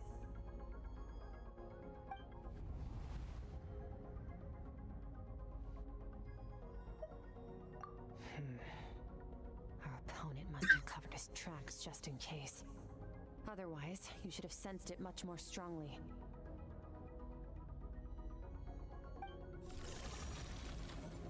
Hold on! Look!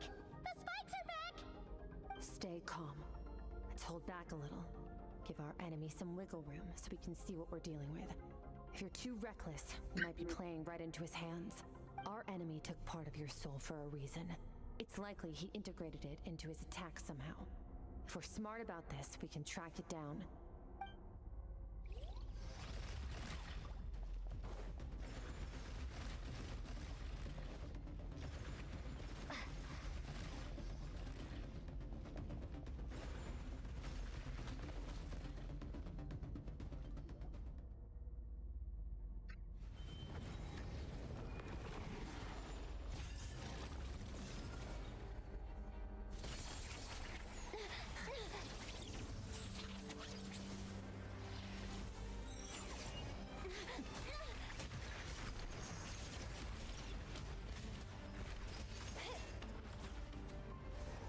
From the start, the attacks have been focused on me.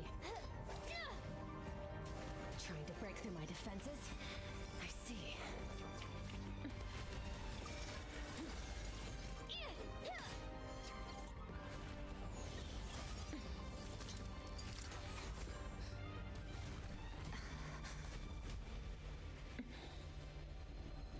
That's why.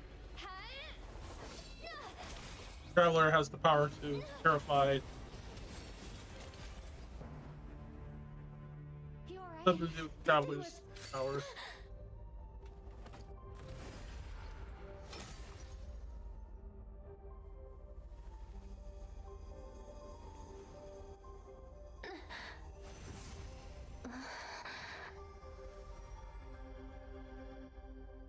There.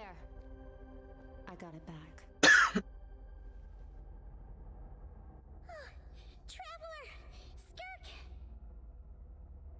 What happened? It looked like Skirk just got... In the Guili Plains, you asked me why this enemy chose you as his target. Now, the answer is clear. It's not just the fact that your strength is impressive. It's also because of your ability to, as you put it, purify abyssal power. Whatever that actually means. The fact is, that ability allowed him to do something that should have been completely impossible. Namely, break through my defenses and steal my power. No, he couldn't have known I'd come to his domain. He only stole your soul fragment because he knew the value of its power. I doubt he expected it to come in handy so soon. Call it fate if you want. I believe that's the term they use in this world for arbitrary coincidences like this. In any case, it works to our advantage. Once I realized what he was using that power for, it gave me the chance to get back what you lost. I'll cope. Well, done gorging? Good. Time to answer some questions. How did you get the power of the all-devouring narwhal? The all-devouring narwhal? Oh, of course! Paimon knew that spike thing looked familiar. It looks just like that narwhal's horn! I highly doubt you acquired that power through your own strength. Tell me I'm wrong. You're desperate enough to scour the land for god remains and whatever vestiges of power you can find. That alone proves you wouldn't be able to defeat a creature like that. Which leaves one possibility. You know my master, the Foul, Sertologi. The Foul? Who dares call him Foul?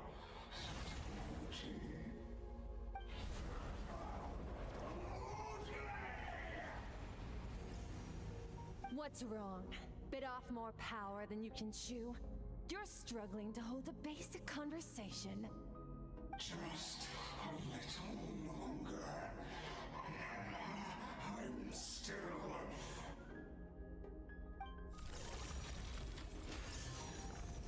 Look! It's back! Those obsessed with power will let it devour them before abandoning their pursuit. Keep calm and use reason to decide the best course of action.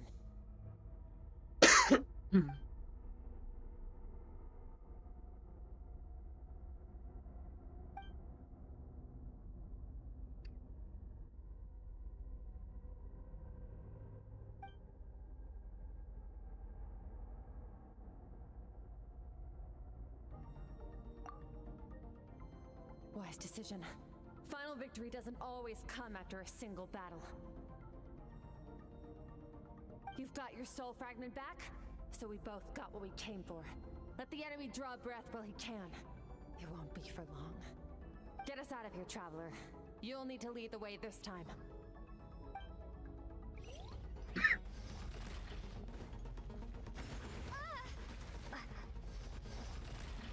Skirk, is your shoulder gonna be okay? The wound is minor. It'll heal in no time. You should focus on getting out of here alive instead.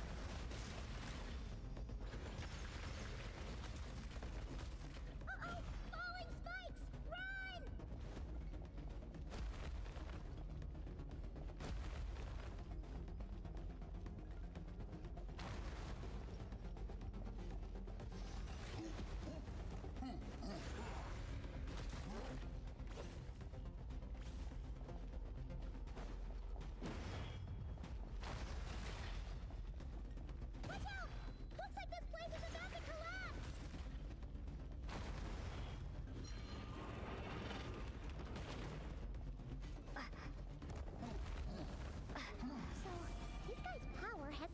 with the all-devouring narwhal. Did you know that all along, Skirk? I had my suspicions. That's why I decided to investigate in the first place. But suspicions only... Phew.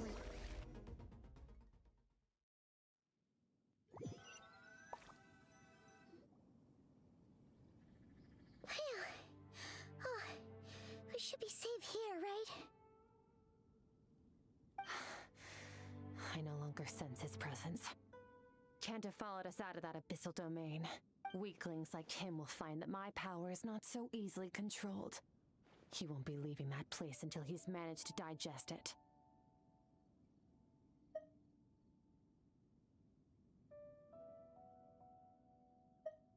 You seem surprised. I suppose that's fair. You've seen but a fraction of what that whale is capable of. That gaping maw could swallow a planet whole. It's called the all-devouring narwhal for a reason. Devouring is what it does best. It can extract power from anything, dead or alive, as long as it manages to make physical contact. Yeah. When we had our run-in with that thing, Neverlet mentioned that it has an instinct to devour. Your dragon friend recognized the nature of its abilities and used the power of Hydro to protect you. That worked because it was in a satiated state, so it was somewhat less aggressive than usual. It's a different story when it has no more power to feed off of. That's when its true voracious nature kicks in. It could devour everything on the planet in that state, which is why I cast it into that void space. But I hadn't counted on there being anyone left on this planet capable of wielding its power. To me, that says he must have encountered the whale a long time ago. Meaning, he must have known my master. Exactly. It told me everything I needed to know. Hence why I said we both got what we came for. And I believe that brings our transaction to an end. Now that you're whole again, you can get back to your own journey. I'll handle the rest of this situation myself. No way! We can't leave now! Something was stolen from you because of us! We have to help you get it back! This isn't my first taste of failure or losing power. When you fall, you get back up again and become stronger. That's how it is. But what if that monster finds you before you're all better? Plus, how are you gonna get home? It's not like you can just go swoosh and open a door to the abyss again. Not without your full strength. So, sticking with us for the time being doesn't sound so bad, does it?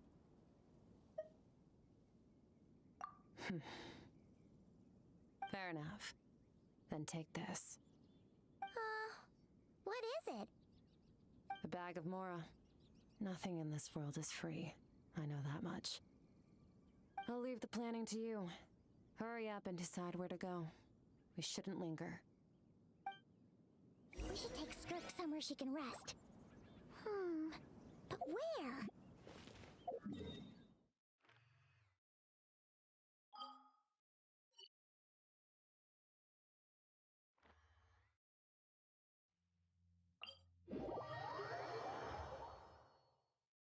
I get the feeling Skirk wouldn't like being around a lot of people.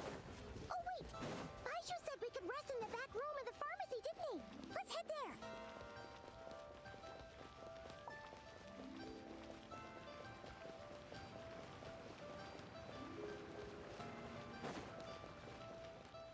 But I don't want to.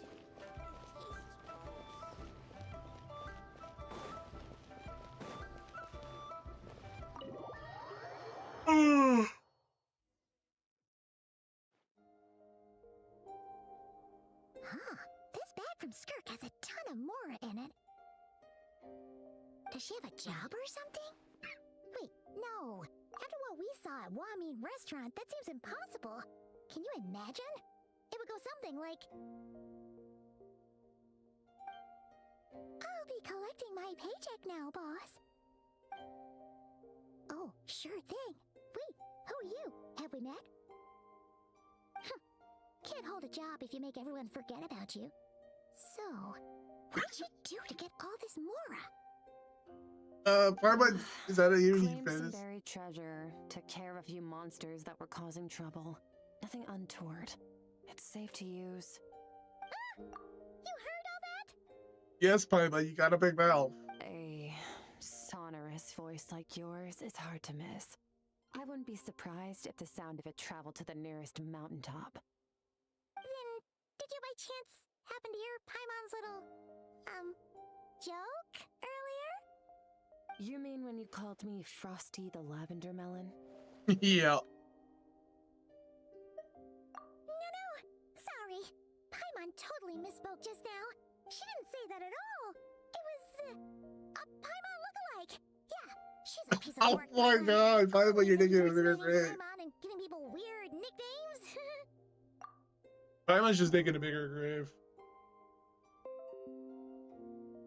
But we got a good nice screenshot. Real quick for Skirt. There aren't that many chances you get a nice shot on it.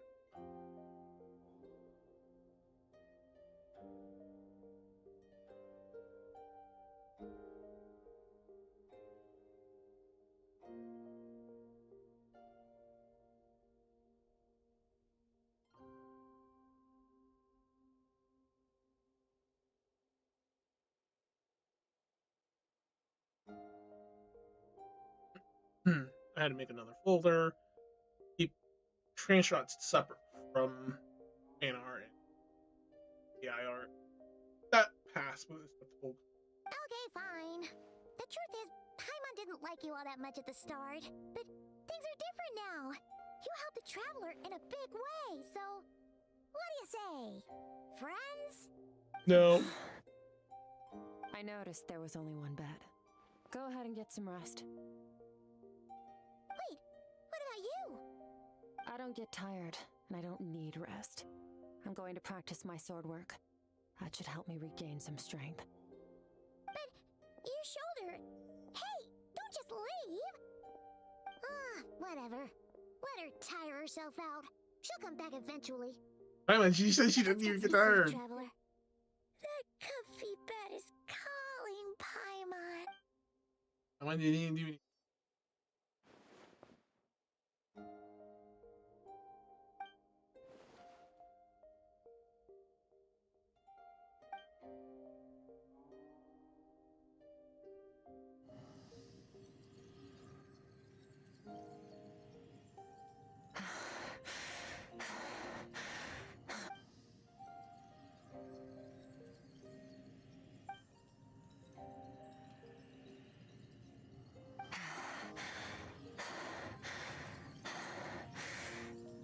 Quiet.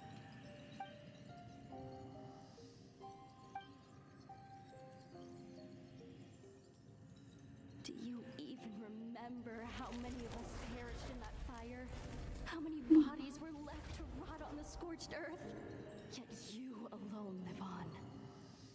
Keep your gaze fixed on your blade. You don't deserve to rest. Run, Skirk, run! Only death awaits us here. Keep running, and don't ever look back.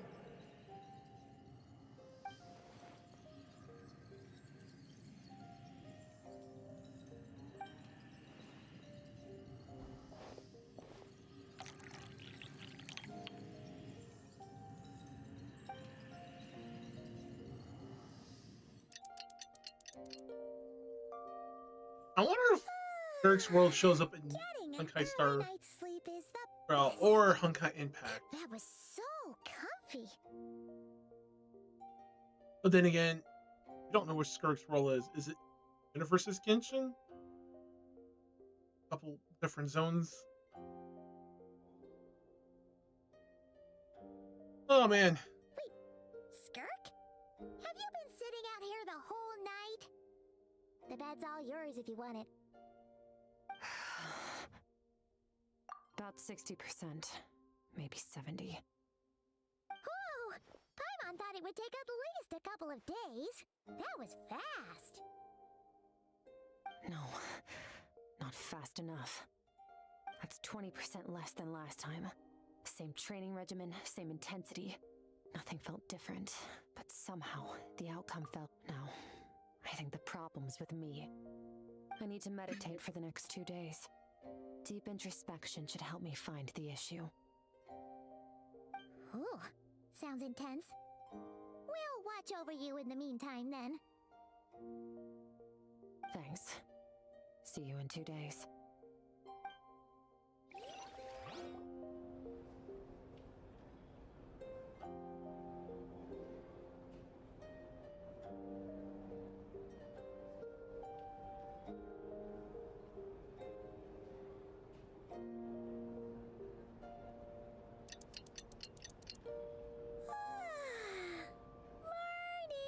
Skirk is still meditating, huh?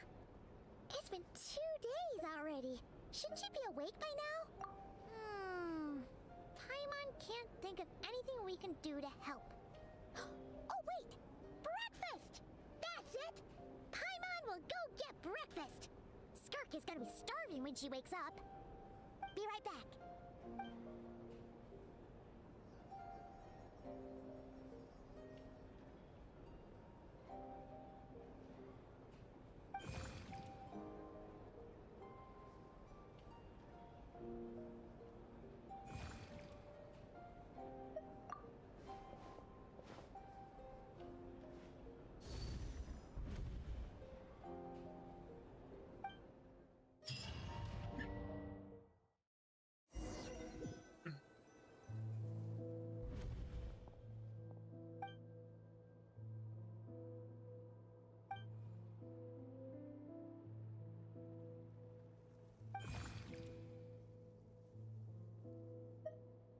That's right. This is Skirk's inner world. Think of it as the threshold between the soul and dreams. This isn't your first time here, but what you remember is probably a space covered in darkness. I only managed to illuminate a small portion for you back then. Actually, it's my first time talking to someone like this. I only managed to break free and bring you here because the injury weakened her power. I guess that's why I can speak again, too. Call it fate, if you want. I think that's the word they use in this world for lucky coincidences like this, right? Now, before I take you to her, I gotta ask. You're the first outside visitor to ever come here, so what's your impression of this place? Oh, you noticed. This river represents Skirk's strength. Strength accumulates over time. It is the summation of a person's lived experience. So this river is where all the fragments of Skirk's life should converge into a single stream of memories and emotions, flowing forward as one. But as you can see, this river has been severed numerous times. It's because Skirk doesn't like who she was in the past. When all she sees reflected in the river is a disgraceful shadow of who she was, she cuts through water and rock with the sword of reason, severs her connection with the past, and begins anew.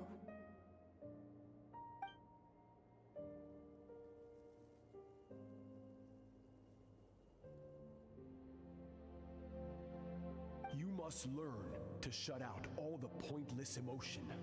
Crush the self that makes you weak, and become master over your physical form. This isn't my first taste of failure or losing power. When you fall, you get back up again and become stronger. That's how it is.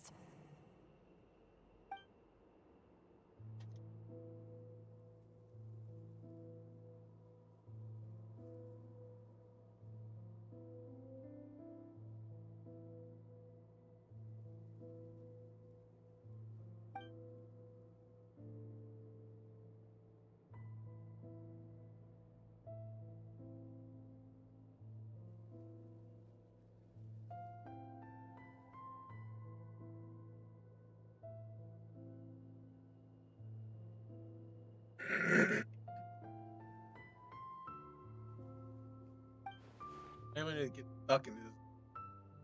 Hit a button. The answer to one mystery invites another question, I see. Let's follow the river upstream. There among the cliffs, among the memories etched into her heart, lies the truth of it all. Soon, you'll understand everything.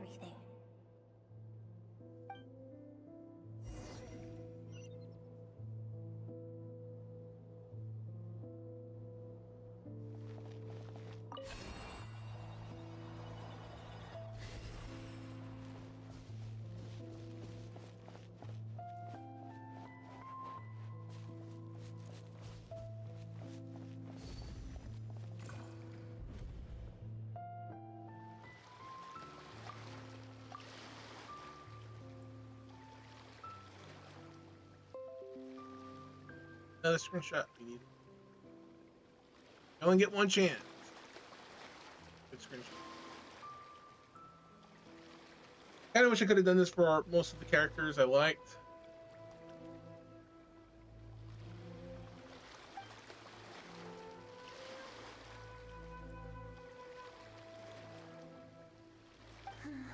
I've always thought that, even when falling leaves don't come from the same tree, they can still form bonds of kinship when they meet.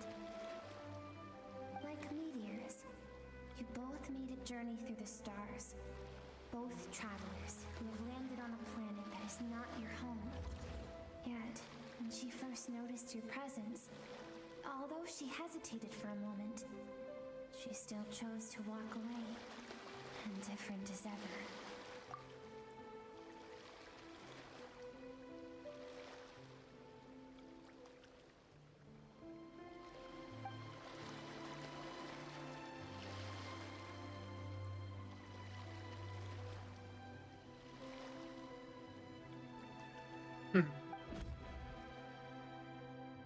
Seems like you've answered your own question.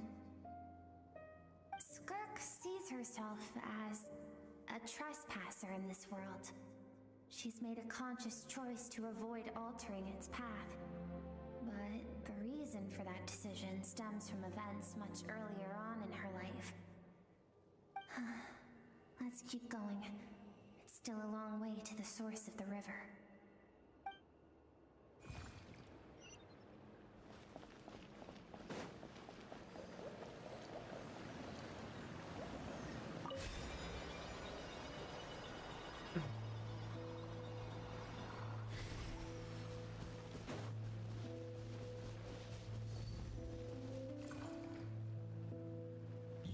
Have what it takes to wield immense power.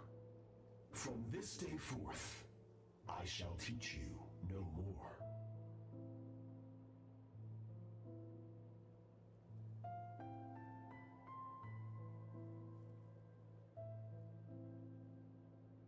No one can become a worthy warrior through imitation alone. I have given you fangs and claws. Now, you must learn to hunt. You wish me to travel the world beyond on my own, Master? Indeed. Make new friends. Embark on your own journey. And piece together a new future from the shattered remnants of your past.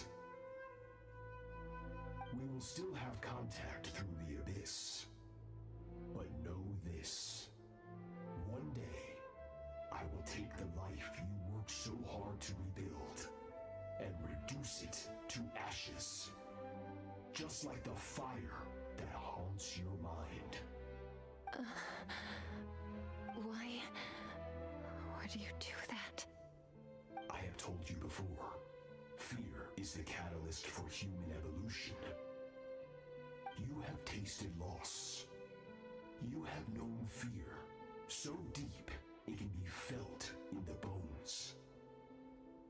But as living beings, we all have an instinct to detach from that which harms us. And thus pain dampens over time, and the acrid taste of fear becomes but a distant memory. Yet now, I have bestowed upon you the gift of fear eternal. It will drown you in the nightmare of your childhood, or it shall drive you to defeat me, whatever the cost.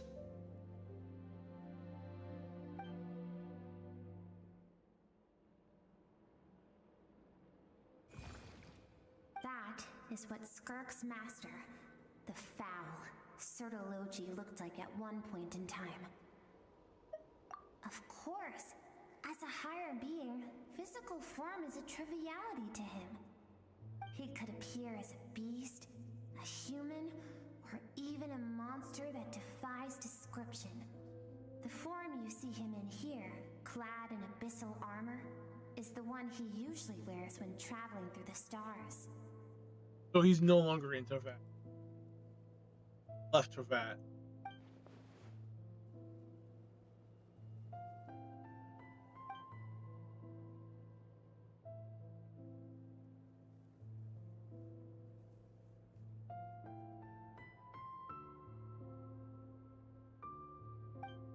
For certain reasons, I need to bridge the power gap between me and my master as quickly as possible. But first, I need to understand the source of his strength. To do that, I need to follow in his footsteps, walk the path he once walked, and somewhere along the way, I'll find out how to defeat him. That is my sole focus and purpose.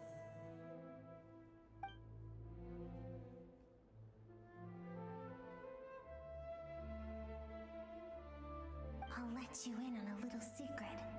The real Serology is terrifying.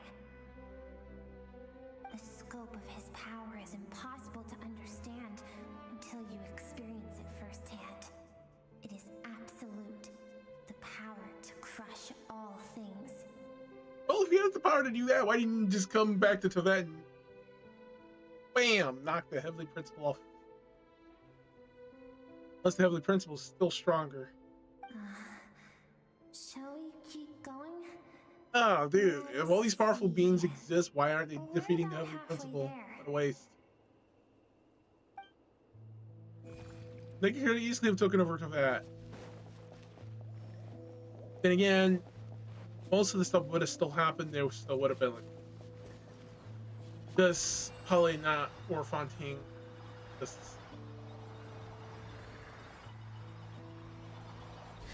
different outcome, different world, different power god or whatever. I would be curious to see possibilities of every other character different.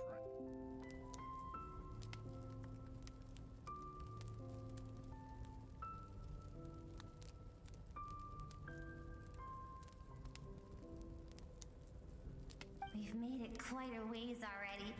This is Skirk, when she first began training under Serology. I have set your broken wrist. Tomorrow, you're to train twice as hard. No tears this time. Good. Attempting to garner sympathy through tears is a habit of the weak. A pitiful, useless ploy. Can I ask a question, Master? Why did you save me? I keep thinking, maybe it would be better if I had died. I wouldn't be haunted by that fire all the time. I wouldn't have to go on like this. I saved you because I have a plan for you. It has been too long since I fought a battle that demanded my full strength, and I hunger for it. Every so-called genius and prodigy I have faced has crumbled like sand underfoot. Before me, even fate bends the knee. So, I will teach you everything I know, train you by whatever means necessary, in the hope that one day you might surprise me. But I don't want to draw my sword against you, Master. What you want matters little. Among the boundless sea of stars, the cries of the weak are but faint murmurs that disappear into the void. You of all people know that well. Is he trying to find someone to beat him and put it into himself? Dude, fight the Heavenly Principle, dude. There you go. If the Heavenly Principle loses, that means the Heavenly Principle wasn't really much of a threat. From that day forward, all she knew was dude, so many outcomes and circumstances that could be happen, but doesn't happen.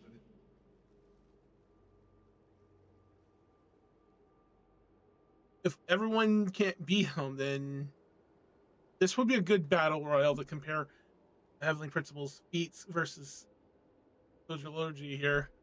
Who's the strongest?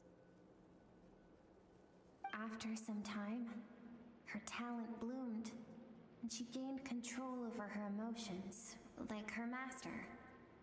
How should I put it? It was not that human emotion disappeared from her heart, but that reason came to dictate all she was allowed to feel. I suppose it was at this point that she became the Skirk you know today.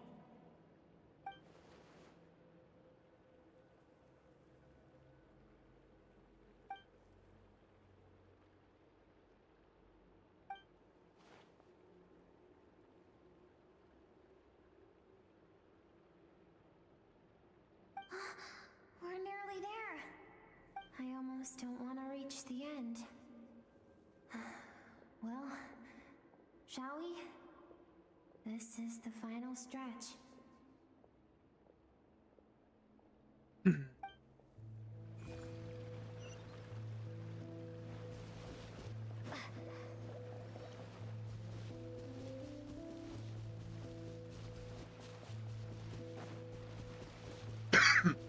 Kirk is using the abyssal power to travel throughout the world, right? Is the abyssal power truly evil? I mean, the traveler has the power to purify it. There's a lot of things that's not making a lot of sense. The brother, well, the travelers aren't from These are Skirk's this world. memories. That they were ancestors to this planet. There's so many unanswered questions. Cirque looks so adorable. Oh my god. What a simple and carefree time it was. Of course, you had, you know, abyssal the sky. The sun bathed everything in golden light. And when song filled the air, not even the shyest of flowers could resist swaying along. This is Skirk's homeland. She was so curious about everything as a child. Always skipping school to go exploring instead. There was so much to discover. The treasures at the bottom of the sea. The secrets beyond the stars. And that merchant ship packed with adults wearing those strange clothes. Yes, the ship. That was the beginning of the end. It was a spaceship. When it arrived, the people that disembarked wore smiles on their faces and spoke of friendship. They claimed to be merchants from a neighboring planet, looking to establish trade. Means Safat is not that far from another planet then. So they went to Skirk's world. I mean, Skirk world and Safat aren't that far apart. Maybe a couple, light years away? So that's telling us something there. Skirk's parents, her relatives, her neighbors, everyone welcomed the newcomers with open arms and allowed them to explore the planet. To them, the visitors were guests and should be treated with hospitality. No one had any idea of what was to come. Several months later, an army of unknown origin arrived without warning and carried out a ruthless campaign to destroy everything and everyone on the planet. Skirk had skipped school that day, like so many times before, so she was not caught in the immediate wave of destruction. If you look carefully, Skirk did have a little thing on her body prior to this. Definitely see it there.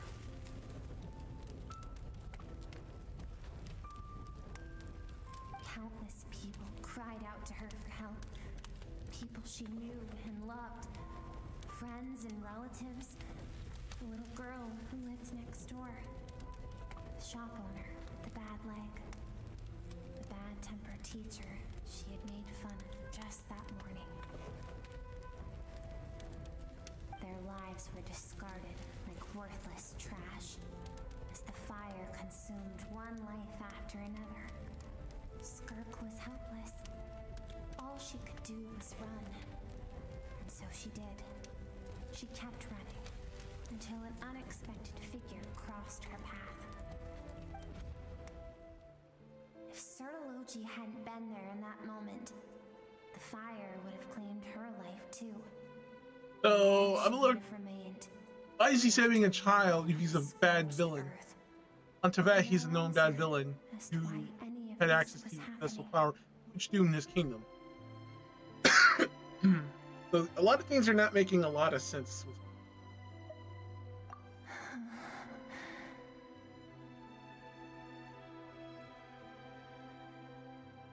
Because she and her people were seen as a threat. As the initial merchant ship explored the planet, they discovered that it hadn't always had the condition to support life. Yet there was evidence of human activity, even during the periods of extreme heat or cold in the past. Further research revealed that, over time, the people of this planet had evolved the ability to adapt to any type of environment or energy source. For that reason, the outsiders viewed them as a potential threat and decided to eliminate them before the threat could rear its head. And so senseless, isn't it? Deemed a threat because of a gift they didn't even know they had. Perhaps it was their own innocence and kindness that doomed them. But in the end, that was lost to the blaze as well. If those with power get to decide good and evil, then all you can trust in is the sword in your hand. And so, before death could claim her, she ran. She ran and never stopped. No one wants to relive their most painful moments. Well, that brings us to the end of the story. This is as far as we can go. Skirk is waiting over there. For both of us.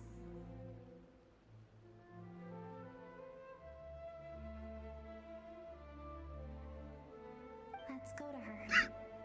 It's time to fulfill my purpose. And my greatest wish over all these years.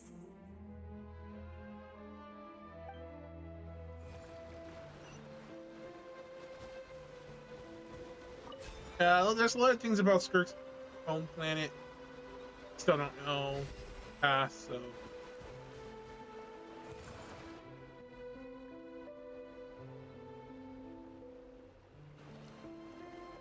At least we know one of the sinners is not on Tibet no more.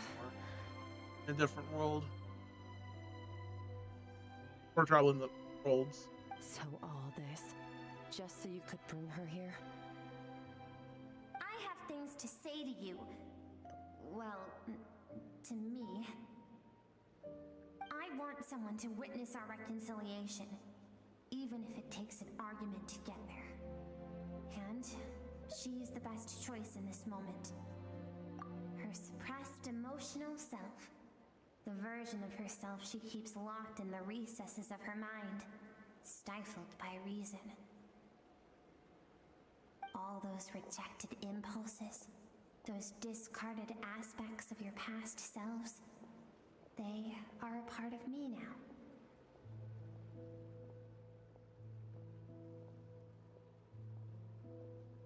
I am who you used to be.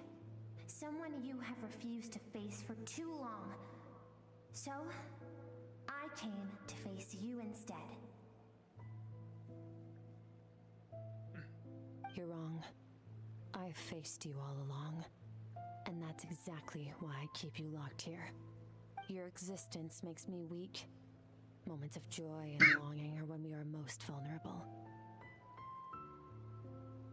Don't forget, it was a penchant for goodness over reason that doomed our homeland in the first place. The vastness of the universe renders everything insignificant. Our feelings most of all. Even so, learning from the mistakes of the past doesn't have to mean erasing everything. Strip yourself of your so-called weaknesses, emotions like kindness and empathy, and what makes you any different from the ruthless soldiers who slaughtered our people? The difference is that I'm doing what is right, what is necessary. I allow you to exist, but with limited freedom. That is the greatest kindness I can offer. I have shouldered everything you couldn't carry. I rose above the numbness and emptiness, and it was cold, unfeeling reason that brought me this far. It made me who I am. It made me strong. That is the problem. I want to shoulder those things together. On the grand scale of the entire universe, maybe our feelings are vanishingly small, but why should that mean they don't matter? Emotion gives warmth to the cold expanse of space. It gives meaning to the world around us. Think back to those nights of gazing at the stars, those afternoons of exploring the unknown. Think back and let them grant you peace. A brief respite from the pressure you put on yourself.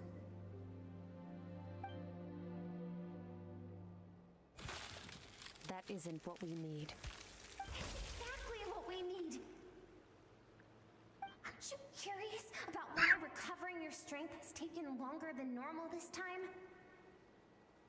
Finally, you get to the important part. That is the only answer I came here to find. Then look around. Look at your inner world. You cast aside your dreams and curiosity, and in doing so, you lost your original motivation. You severed all connection to who you used to be, so you can no longer draw strength from your past. Now, the only things driving you forward are fear and survivor's guilt. But these cannot take you far enough. And so, this river, the source of your strength, grows more polluted by the day. And do you think that means I should seek help from a weak little thing like you? Your emotional self isn't weak. The fact that she transcended time and broke free from her constraints to come and face you, that proves it. Thank you for saying that. I knew bringing you here would be the right choice. To be honest, I'm not here to argue with you. This isn't about who's right or wrong. And in fact, I agree that in order to make it through the wake of that tragedy, we had to distance ourselves from the pain through reason over emotion. But what is right at one point in time isn't always right forever. I know you will never forget that fire. I know the fact that you were the sole survivor fills you with guilt. And I know that among the voices that haunt you, mine is there too. Because deep down, you know that you didn't turn out to be the person you wanted to be. All those unfulfilled hopes are like knives to the heart. And I don't want you to hurt anymore. So even if you can't accept me, I hope at least that you can let go. I keep thinking, maybe it would be better if I had died. I wouldn't be haunted by that fire all the time. I wouldn't have to go on like this.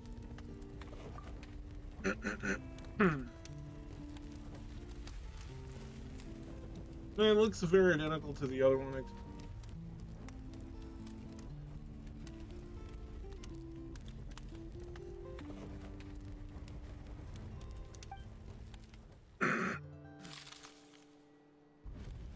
Your dad and I, we're not afraid to stare death in the face, but we need you to survive.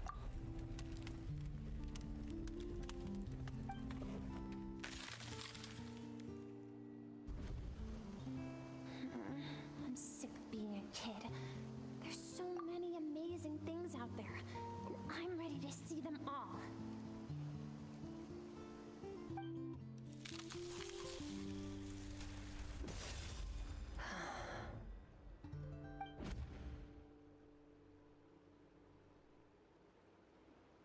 I remember. There was a song Mom and Dad always sang when we went out to fetch water. Dancing water. The sand along your path is begging for your song and movement. Will you carry this burden with you on your journey? I am not the dancing water, and you are not the burdensome sand. But if this is your wish, then I will carry you with me until the end. Thank you. I should be thanking you.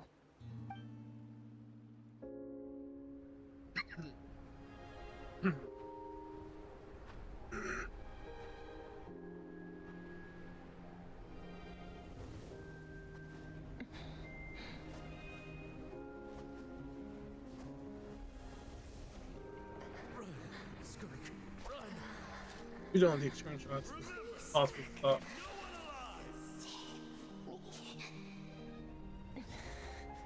Heed my words, Skirk. Let fear take root in your soul. Did you survive? Why was it only you? Skirk, did you become a positive light in this world?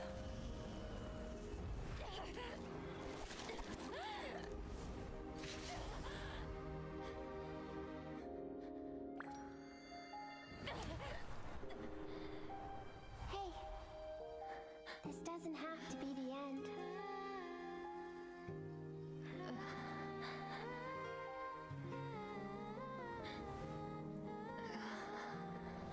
Life is a gift. Don't let darkness claim it.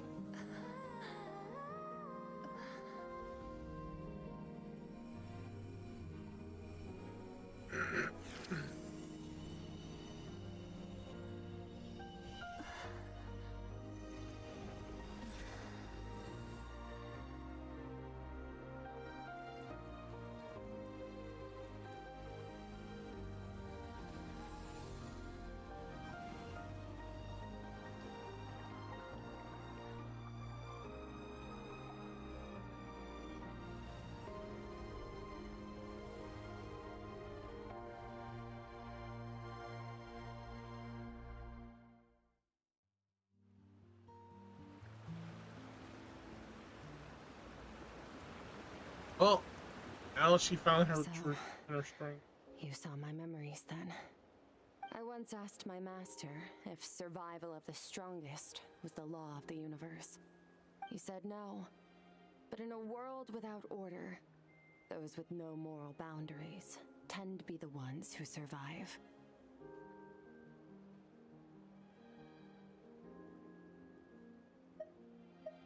That's why, after hearing his answer, an idea came to mind. An idea that, one day, I would create a new world order. One in which there would never be another tragedy like that fire. One in which power was not the law of the land. But that means I must defeat him. Because my master, Sertologi, is, at the core, a defier of all rules and order. Yes, and not just because of the gap in our abilities, but also because I have no reason to see him as an enemy. Although his decision to train me was not made out of kindness, he did everything a master should. He saved my life, taught me the sword and the principles of strength.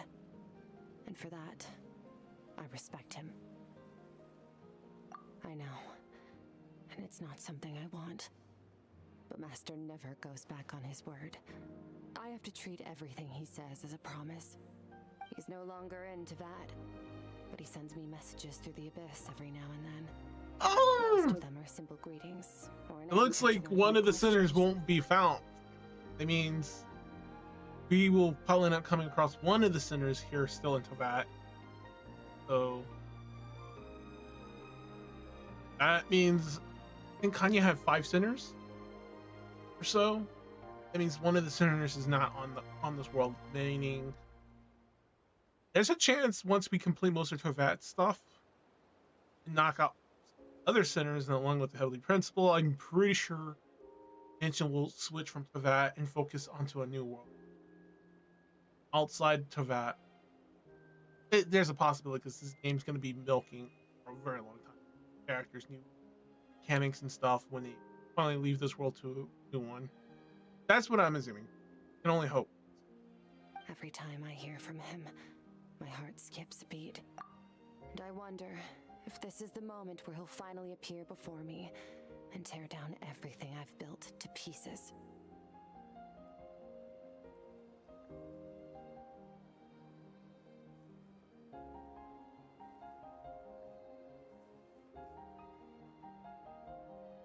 Question is, how strong is he on a scale 1 through 10? Maybe that means I do live in eternal fear, just like he said.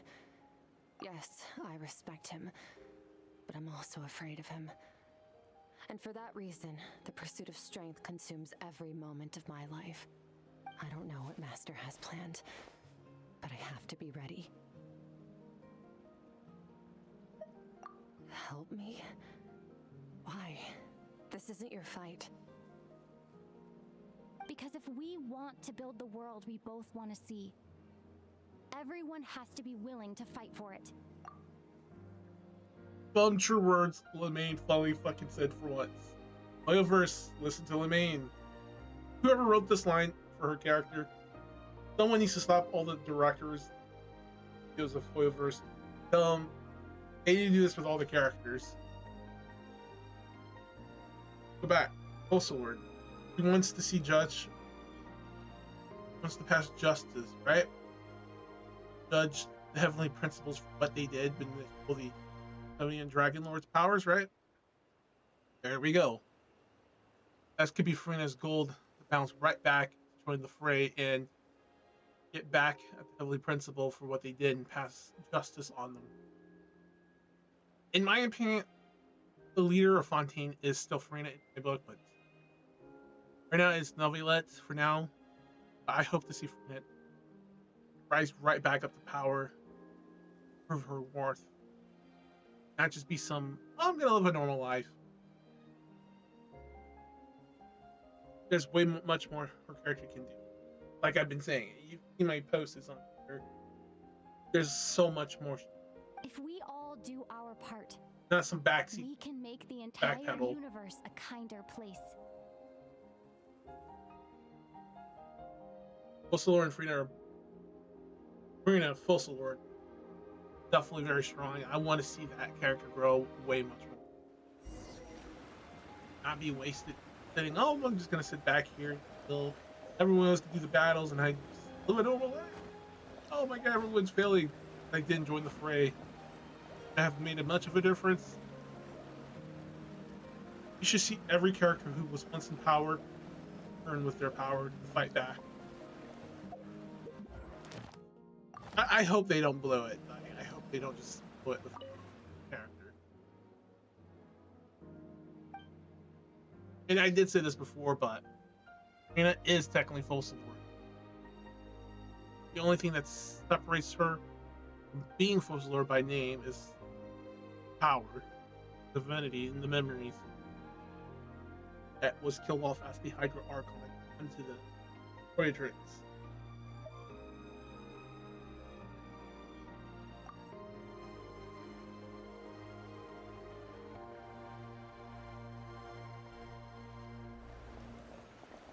Such a beautiful inner world. I wonder what everyone's inner world could be.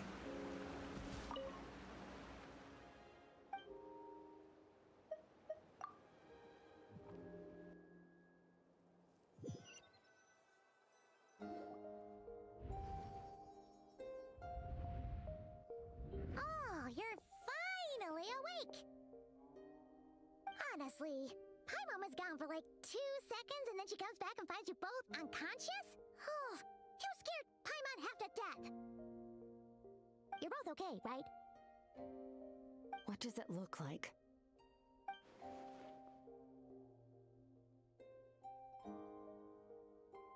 Only water from the source can cleanse the rot and filth that flows from the past into the future. I taught you to incorporate the experiences from your journey into how you fight. I suppose what happened today will become an inseparable part of who I am. Okay, so Paimon feels like she's missing some important context. But whatever. Paimon brought back tons of delicious snacks! Let's dig in!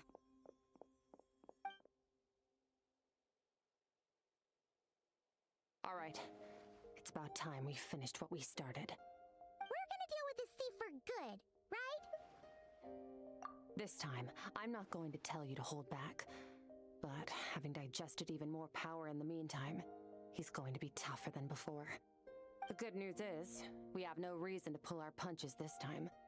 So, let's go. Same place as last time.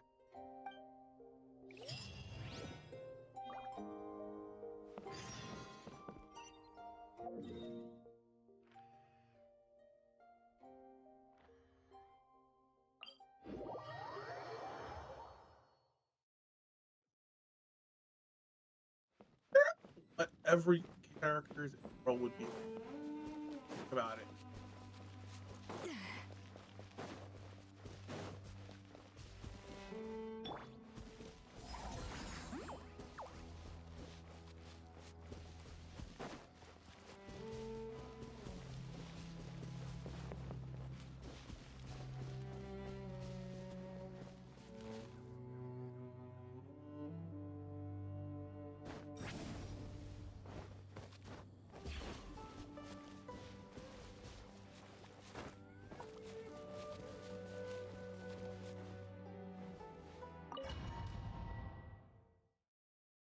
Hmm.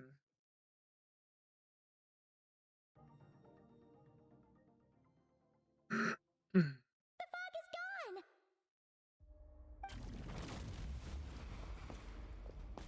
Wait, isn't that the form the all-devouring narwhal changed into? How come he knows that, too? Really? So, you're telling Paimon that giant whale and this guy can both turn into the fowl?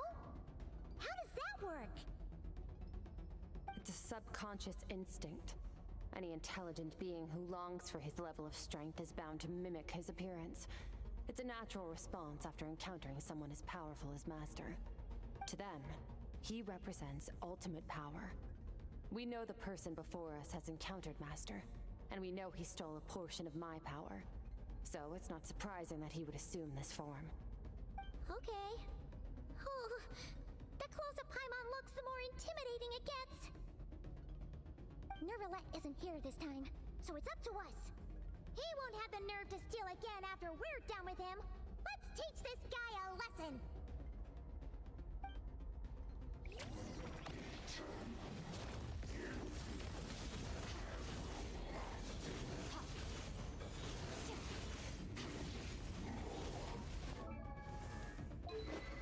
Game stats. The crit damage is higher.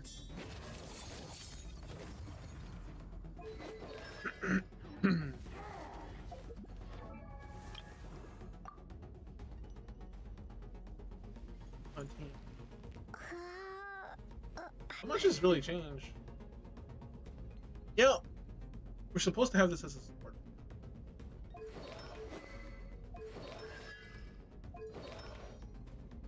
Surprised this is what.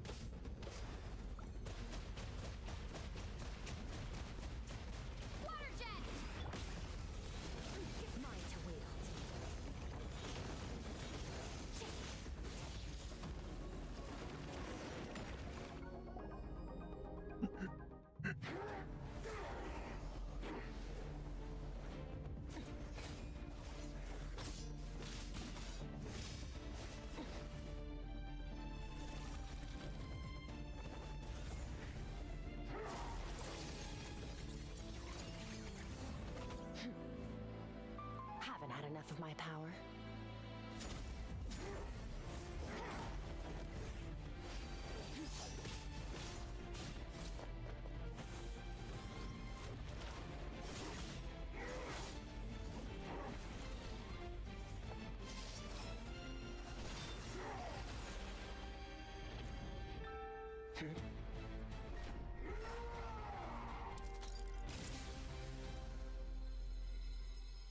Well then, let's see how much more of this power you can handle.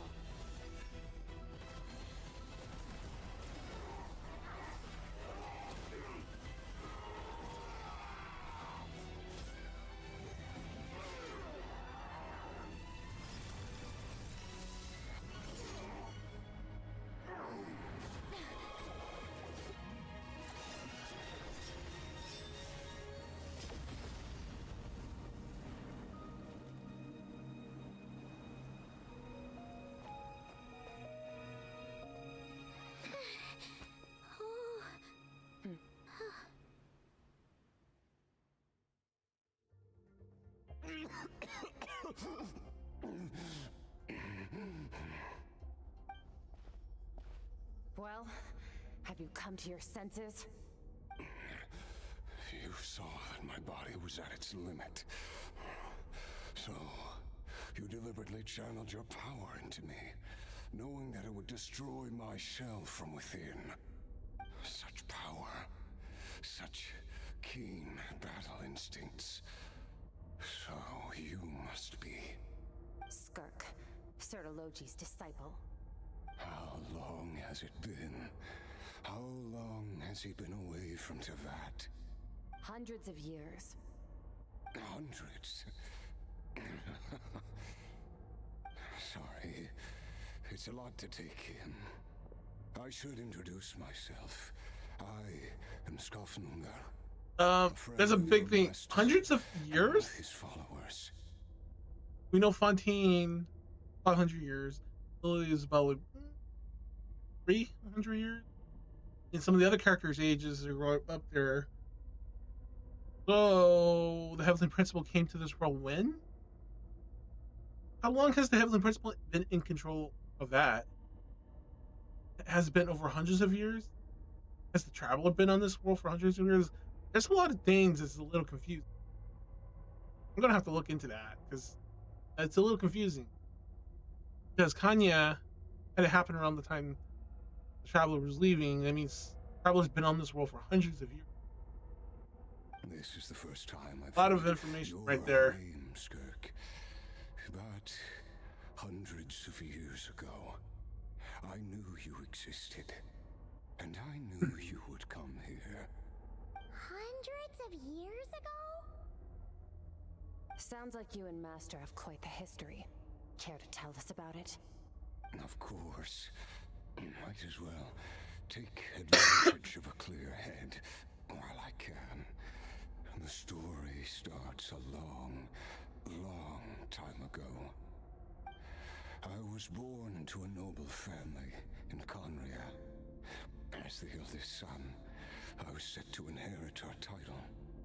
But I contracted an incurable illness as a child, and everyone gave up on me. I trained the sword harder than anyone else, defeated all of my peers. But it was all in vain.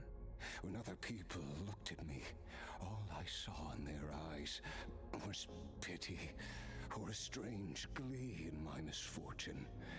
Even my parents were just waiting for me to die. Over time, my heart hardened, and I became aimless. That was the point where I met your master, Sertologi. We were similar in age, but different in background. He was born in prison, the son of criminals who had been sentenced to death.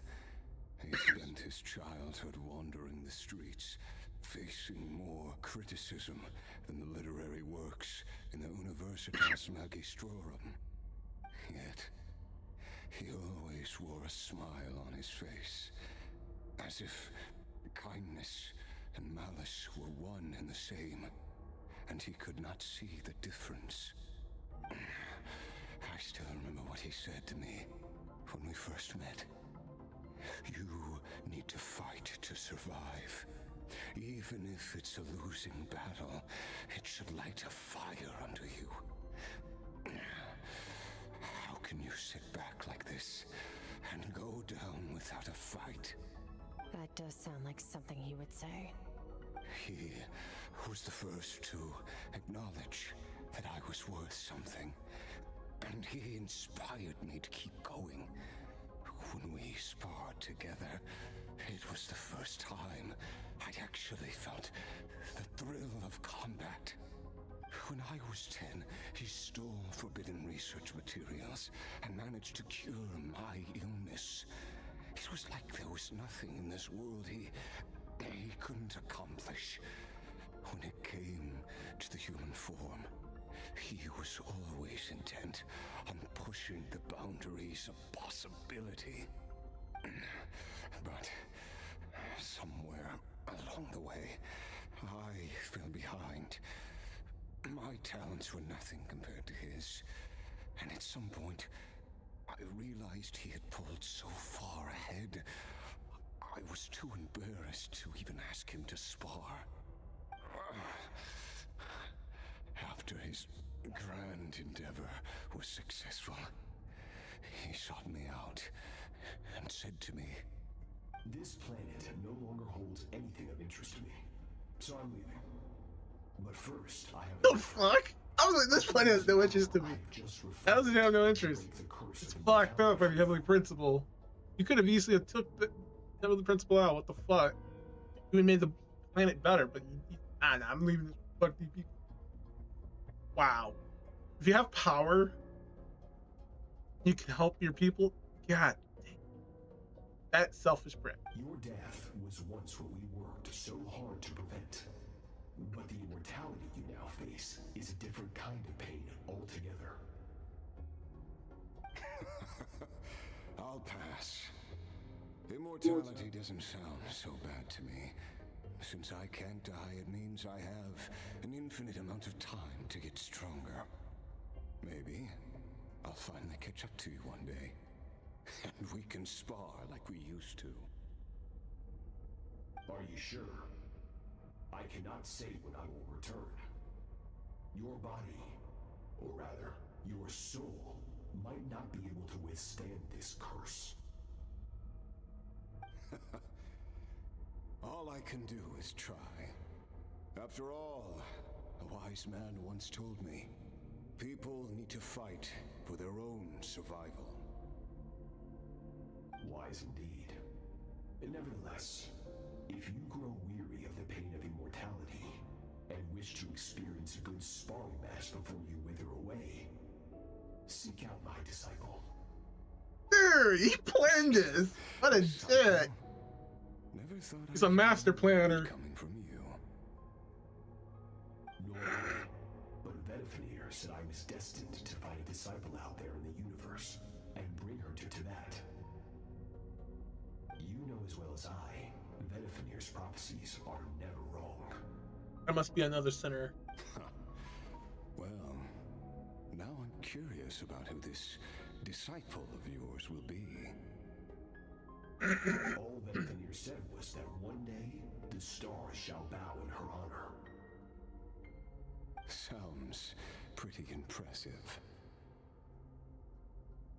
Of course. Only the most outstanding people would have the right to become my disciple. Still self-assured as ever, I see. But you're not wrong. I'll be leaving then. Oh, and if you were serious about getting stronger, I left you a little gift in the primordial sea. As I've said before, walk whatever path you want. Freedom means even the wicked get to make their own choices. Waiting for me in the primordial sea was the all-devouring narwhal, already beaten into submission by Sertologi. In its weakened state, I was able to cut off part of its flesh and sew it into my own heart. even survive that? Because, of course, I bear the curse of immortality. It did too. You use Her the divinity curse died. to turn yourself into a vessel for power. Even with that whale's ability, devouring power like that is not something the human body can withstand. With your body and soul constantly at the breaking point, it was the curse of immortality that sustained you. But that is not the path to strength. You have to pour your heart into it, work for it, dream of it. Instead, you stole something that didn't belong to you, and it backfired. You're right. I should have known better, but I had already pushed myself to my limits, and he was still miles ahead of me. So I had to take a leap of faith. I miss your master. I miss the days when we were all together, troublemakers without a home. I don't regret the choice I made. But if you'll allow it, I do want to apologize. To both of you. After the beating we just gave you, I think we can call it even. You're an interesting one as well. Sotologi's disciple. That's a lot to live up to. It can't have been an easy experience. I know what he's like. He rules with an iron fist, using despair and fear to force you to catch up to him, all the while standing ever out of reach. We're like mountain climbers in the dark, never knowing how much higher we have to climb, or when we will see the sun again. True. But I made up my mind long ago. No matter how dark it gets, I will not give in to despair. I will overcome it. Besides, after hearing your story, I suspect what Master really wants is not a battle that demands his full strength, but rather a defeat without regrets. Oh? Since you're his friend, you must have some things in common. The first time we came here, when you stabbed me through the fog and stole my power, I felt no emotion coming from that spike. But when you had to devote all your strength fighting me just now, I could feel joy and passion emanating from your blade. It was the joy of a researcher discovering the truth of the world, the joy of an artist uncovering a temple of wonders. Interesting. I'm certain I didn't express those emotions outright. Yet you were able to read them from my blade, like a glimpse into my inner world. You're right. That battle brought me an unbridled sense of joy, and my defeat brings me no regret whatsoever. Exactly. I think Master also craves a battle like that. One where his opponent forces him to use all his strength, unlock the extent of his potential, and transcend his own limits. A battle to end all battles. After which, all can come to an end, including, perhaps, his life. For that very reason, good and evil are meaningless to him. He has one purpose, one goal: to complete himself. It's one of the secrets to his strength. Perhaps you're right. Perhaps that is his goal. What a battle that would be.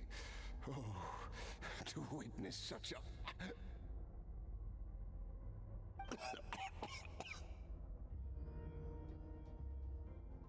Are you okay? Too many different kinds of power are surging through my body. The curse of immortality allows it all to coexist, but it does not remove the pain. I won't be able to hold on to my sanity for much longer. What a shame. I would have loved to witness that battle. Sotologi once offered to free me from this curse. Now, must ask that of you, Skirk. Can you release me from the pain? I can, but not through death, if that's what you were hoping for. It's not a suitable punishment for your crime. As an alternative, I can take your consciousness, along with all the power you've consumed, and smash it to pieces. The impurities will dissipate, and under the curse of immortality, your mind and body will regenerate. When that process is complete, you will be back to who you were before, no longer tortured by powers you can't control. Okay, I'm curious to see how this works. Time-consuming and painful process. The decision is yours to make. I accept. And who knows? Perhaps I'll wake up in time to witness your great battle with Surtology. I have faith that you'll be able to stand against him one day. Though I know it'll be a long and arduous road. If we are climbers in the dark, it appears the dawn has finally broken for me. But your ascent continues. At least, it looks like you are not alone on your journey. I will reach the top of this mountain, no matter what it takes. And you, Skofnunger, will be my witness at the end of all things. It's finally over. Let's get out of here. Huh. At least we don't have to make a mad dash for the exit like last time.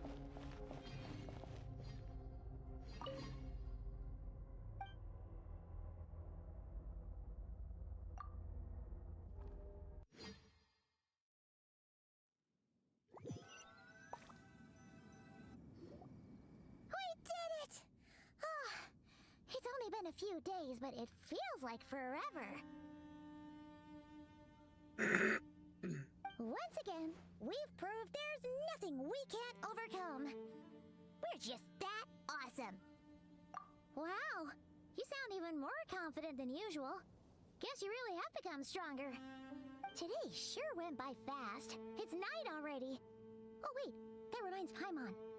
The stars you mentioned, the ones that died out, are they back now? Yes. The power Skofnunger stole has been returned. So, the stars have regained their light. Great! Huh, it's crazy that you even noticed their light was gone. There are so many stars in the sky. If a few disappeared, Paimon definitely wouldn't be able to tell. I suppose it's because I have gazed upon this sky for centuries.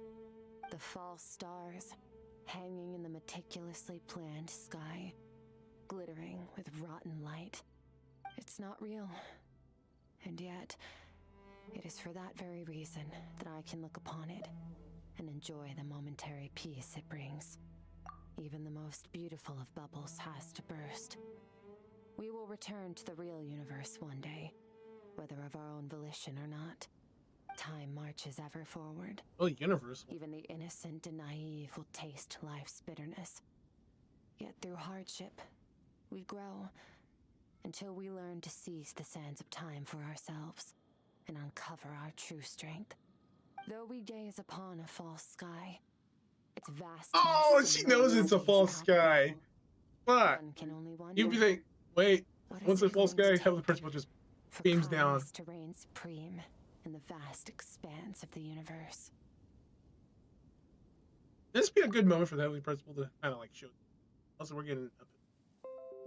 You call that the Saibu. Plus, it's a good angle on skirt. Minus, you know, it's showing our ID. Hide that portion.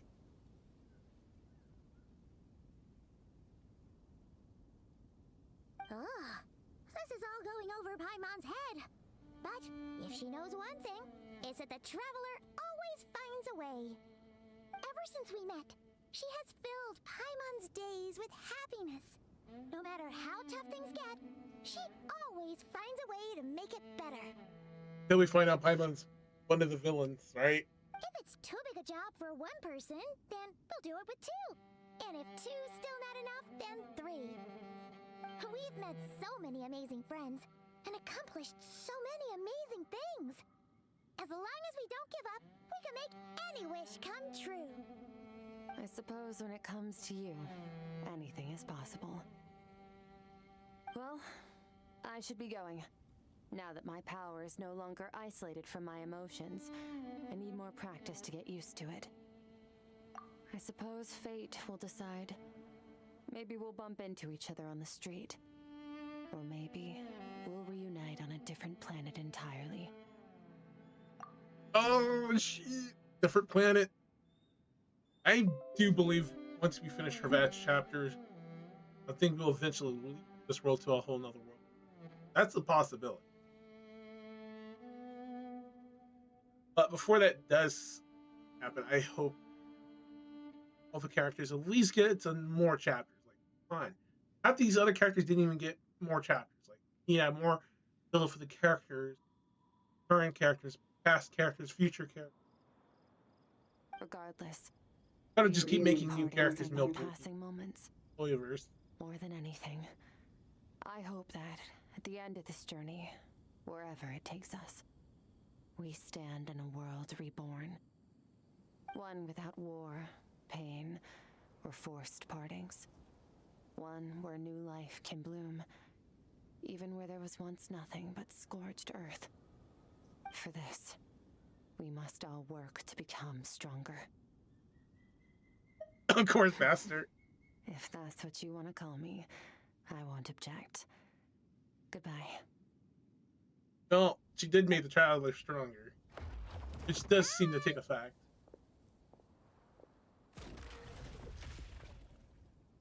Is it just Paimon, or is she being nicer than before? We definitely count as friends after all that, don't you think? I'm betting when she went in that portal, she starts blushing really hard. Hey, what do you think about camping here tonight? There's nothing quite like sleeping under the stars.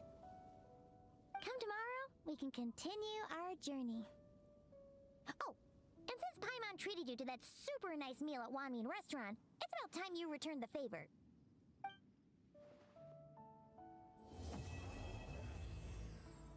Well, Paimon wants to sleep under the false sky.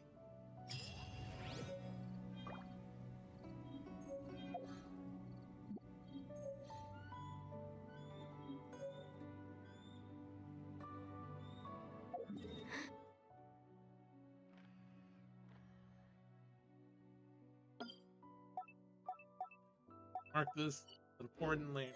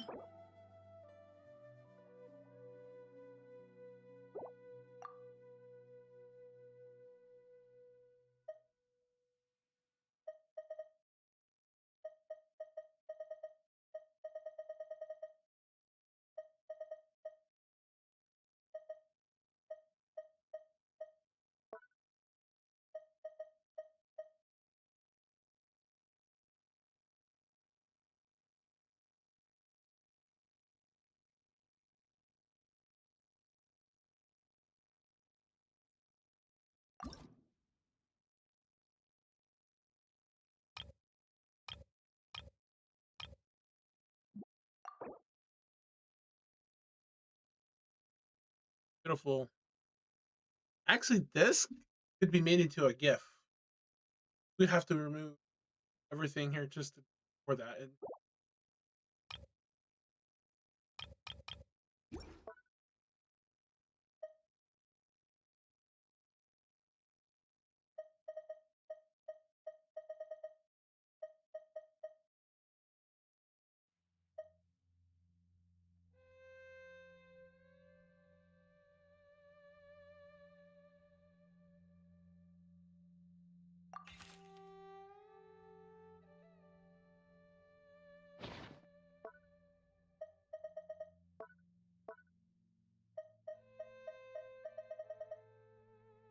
Got her.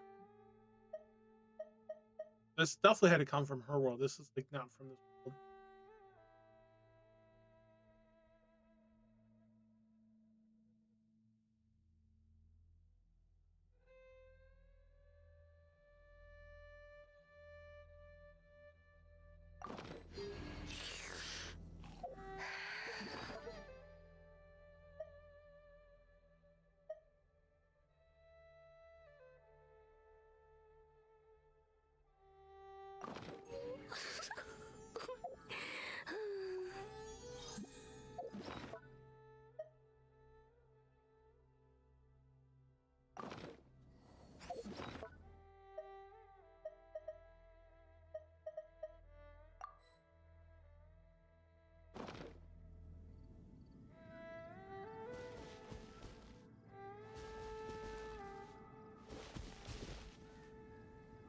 Big sky right above us.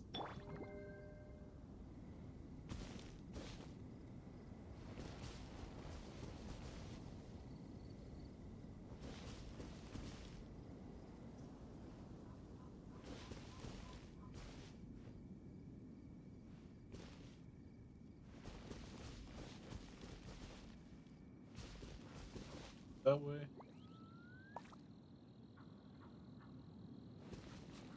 That way. It kind of looks like it's the.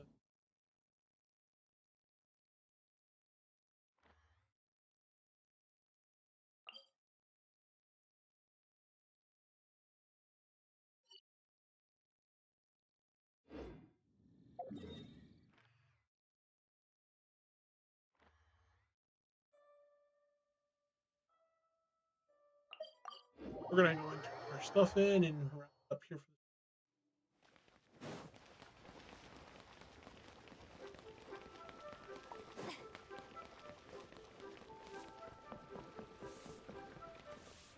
for Add Astra.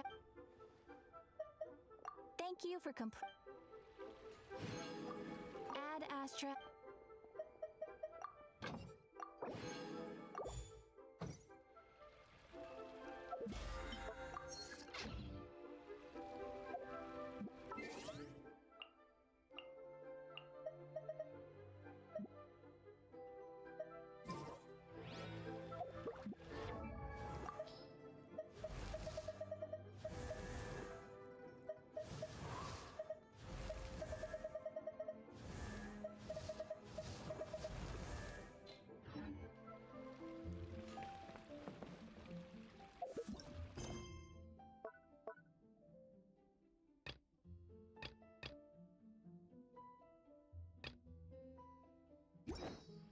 we still got quite a bit of questing.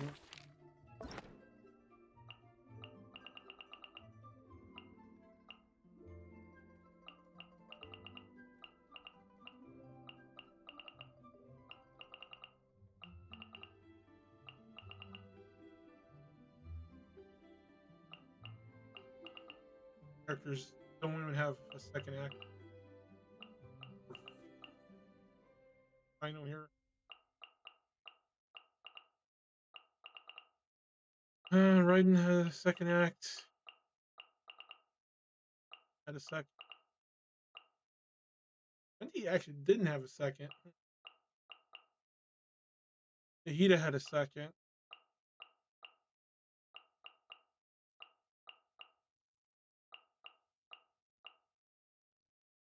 Guess our next attack will be.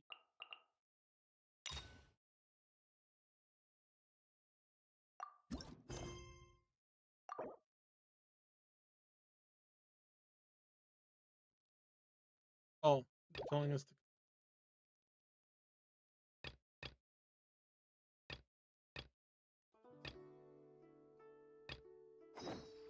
Oh.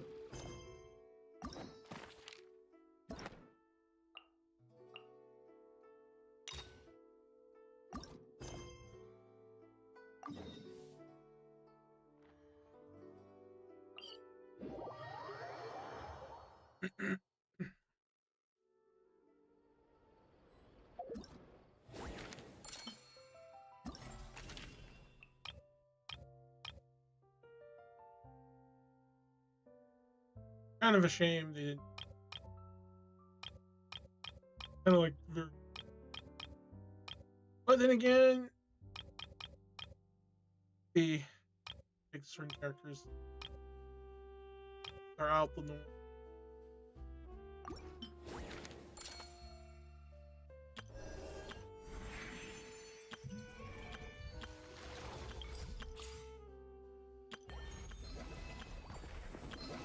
God, the amount of disrespect here.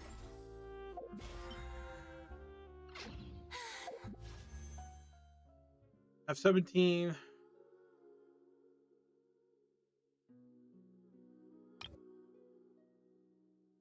I'm very interested in rolling. Kabina, definitely interested. Her. The water user and don't need water users. And it's my main, yes. Still use my second. Copy my third and third. I have like the best.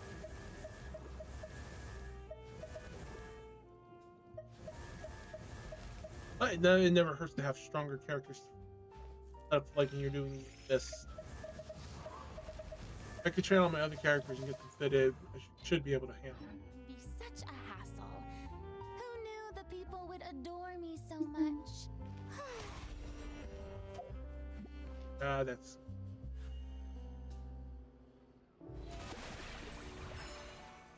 And by the way, when you get C6, yeah, you get this ring.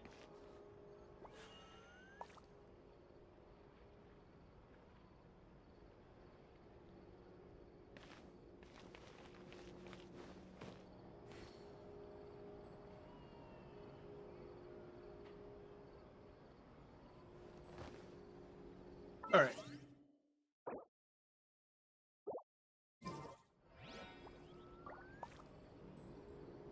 That will be it for I'm gonna leave this for tuning. I want you to don't forget to like, comment, subscribe. Seriously, subscribe, like, comment. Oh, if you want to help support me, click my donate that button.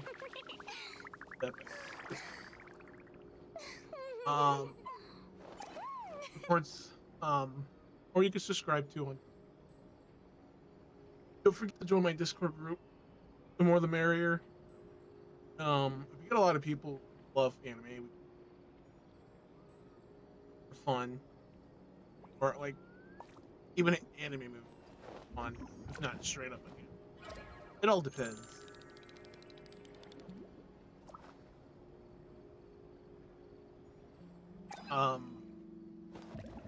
See you guys back here again. Till then, take good care. Hello everyone. Thank you for watching. Yeah.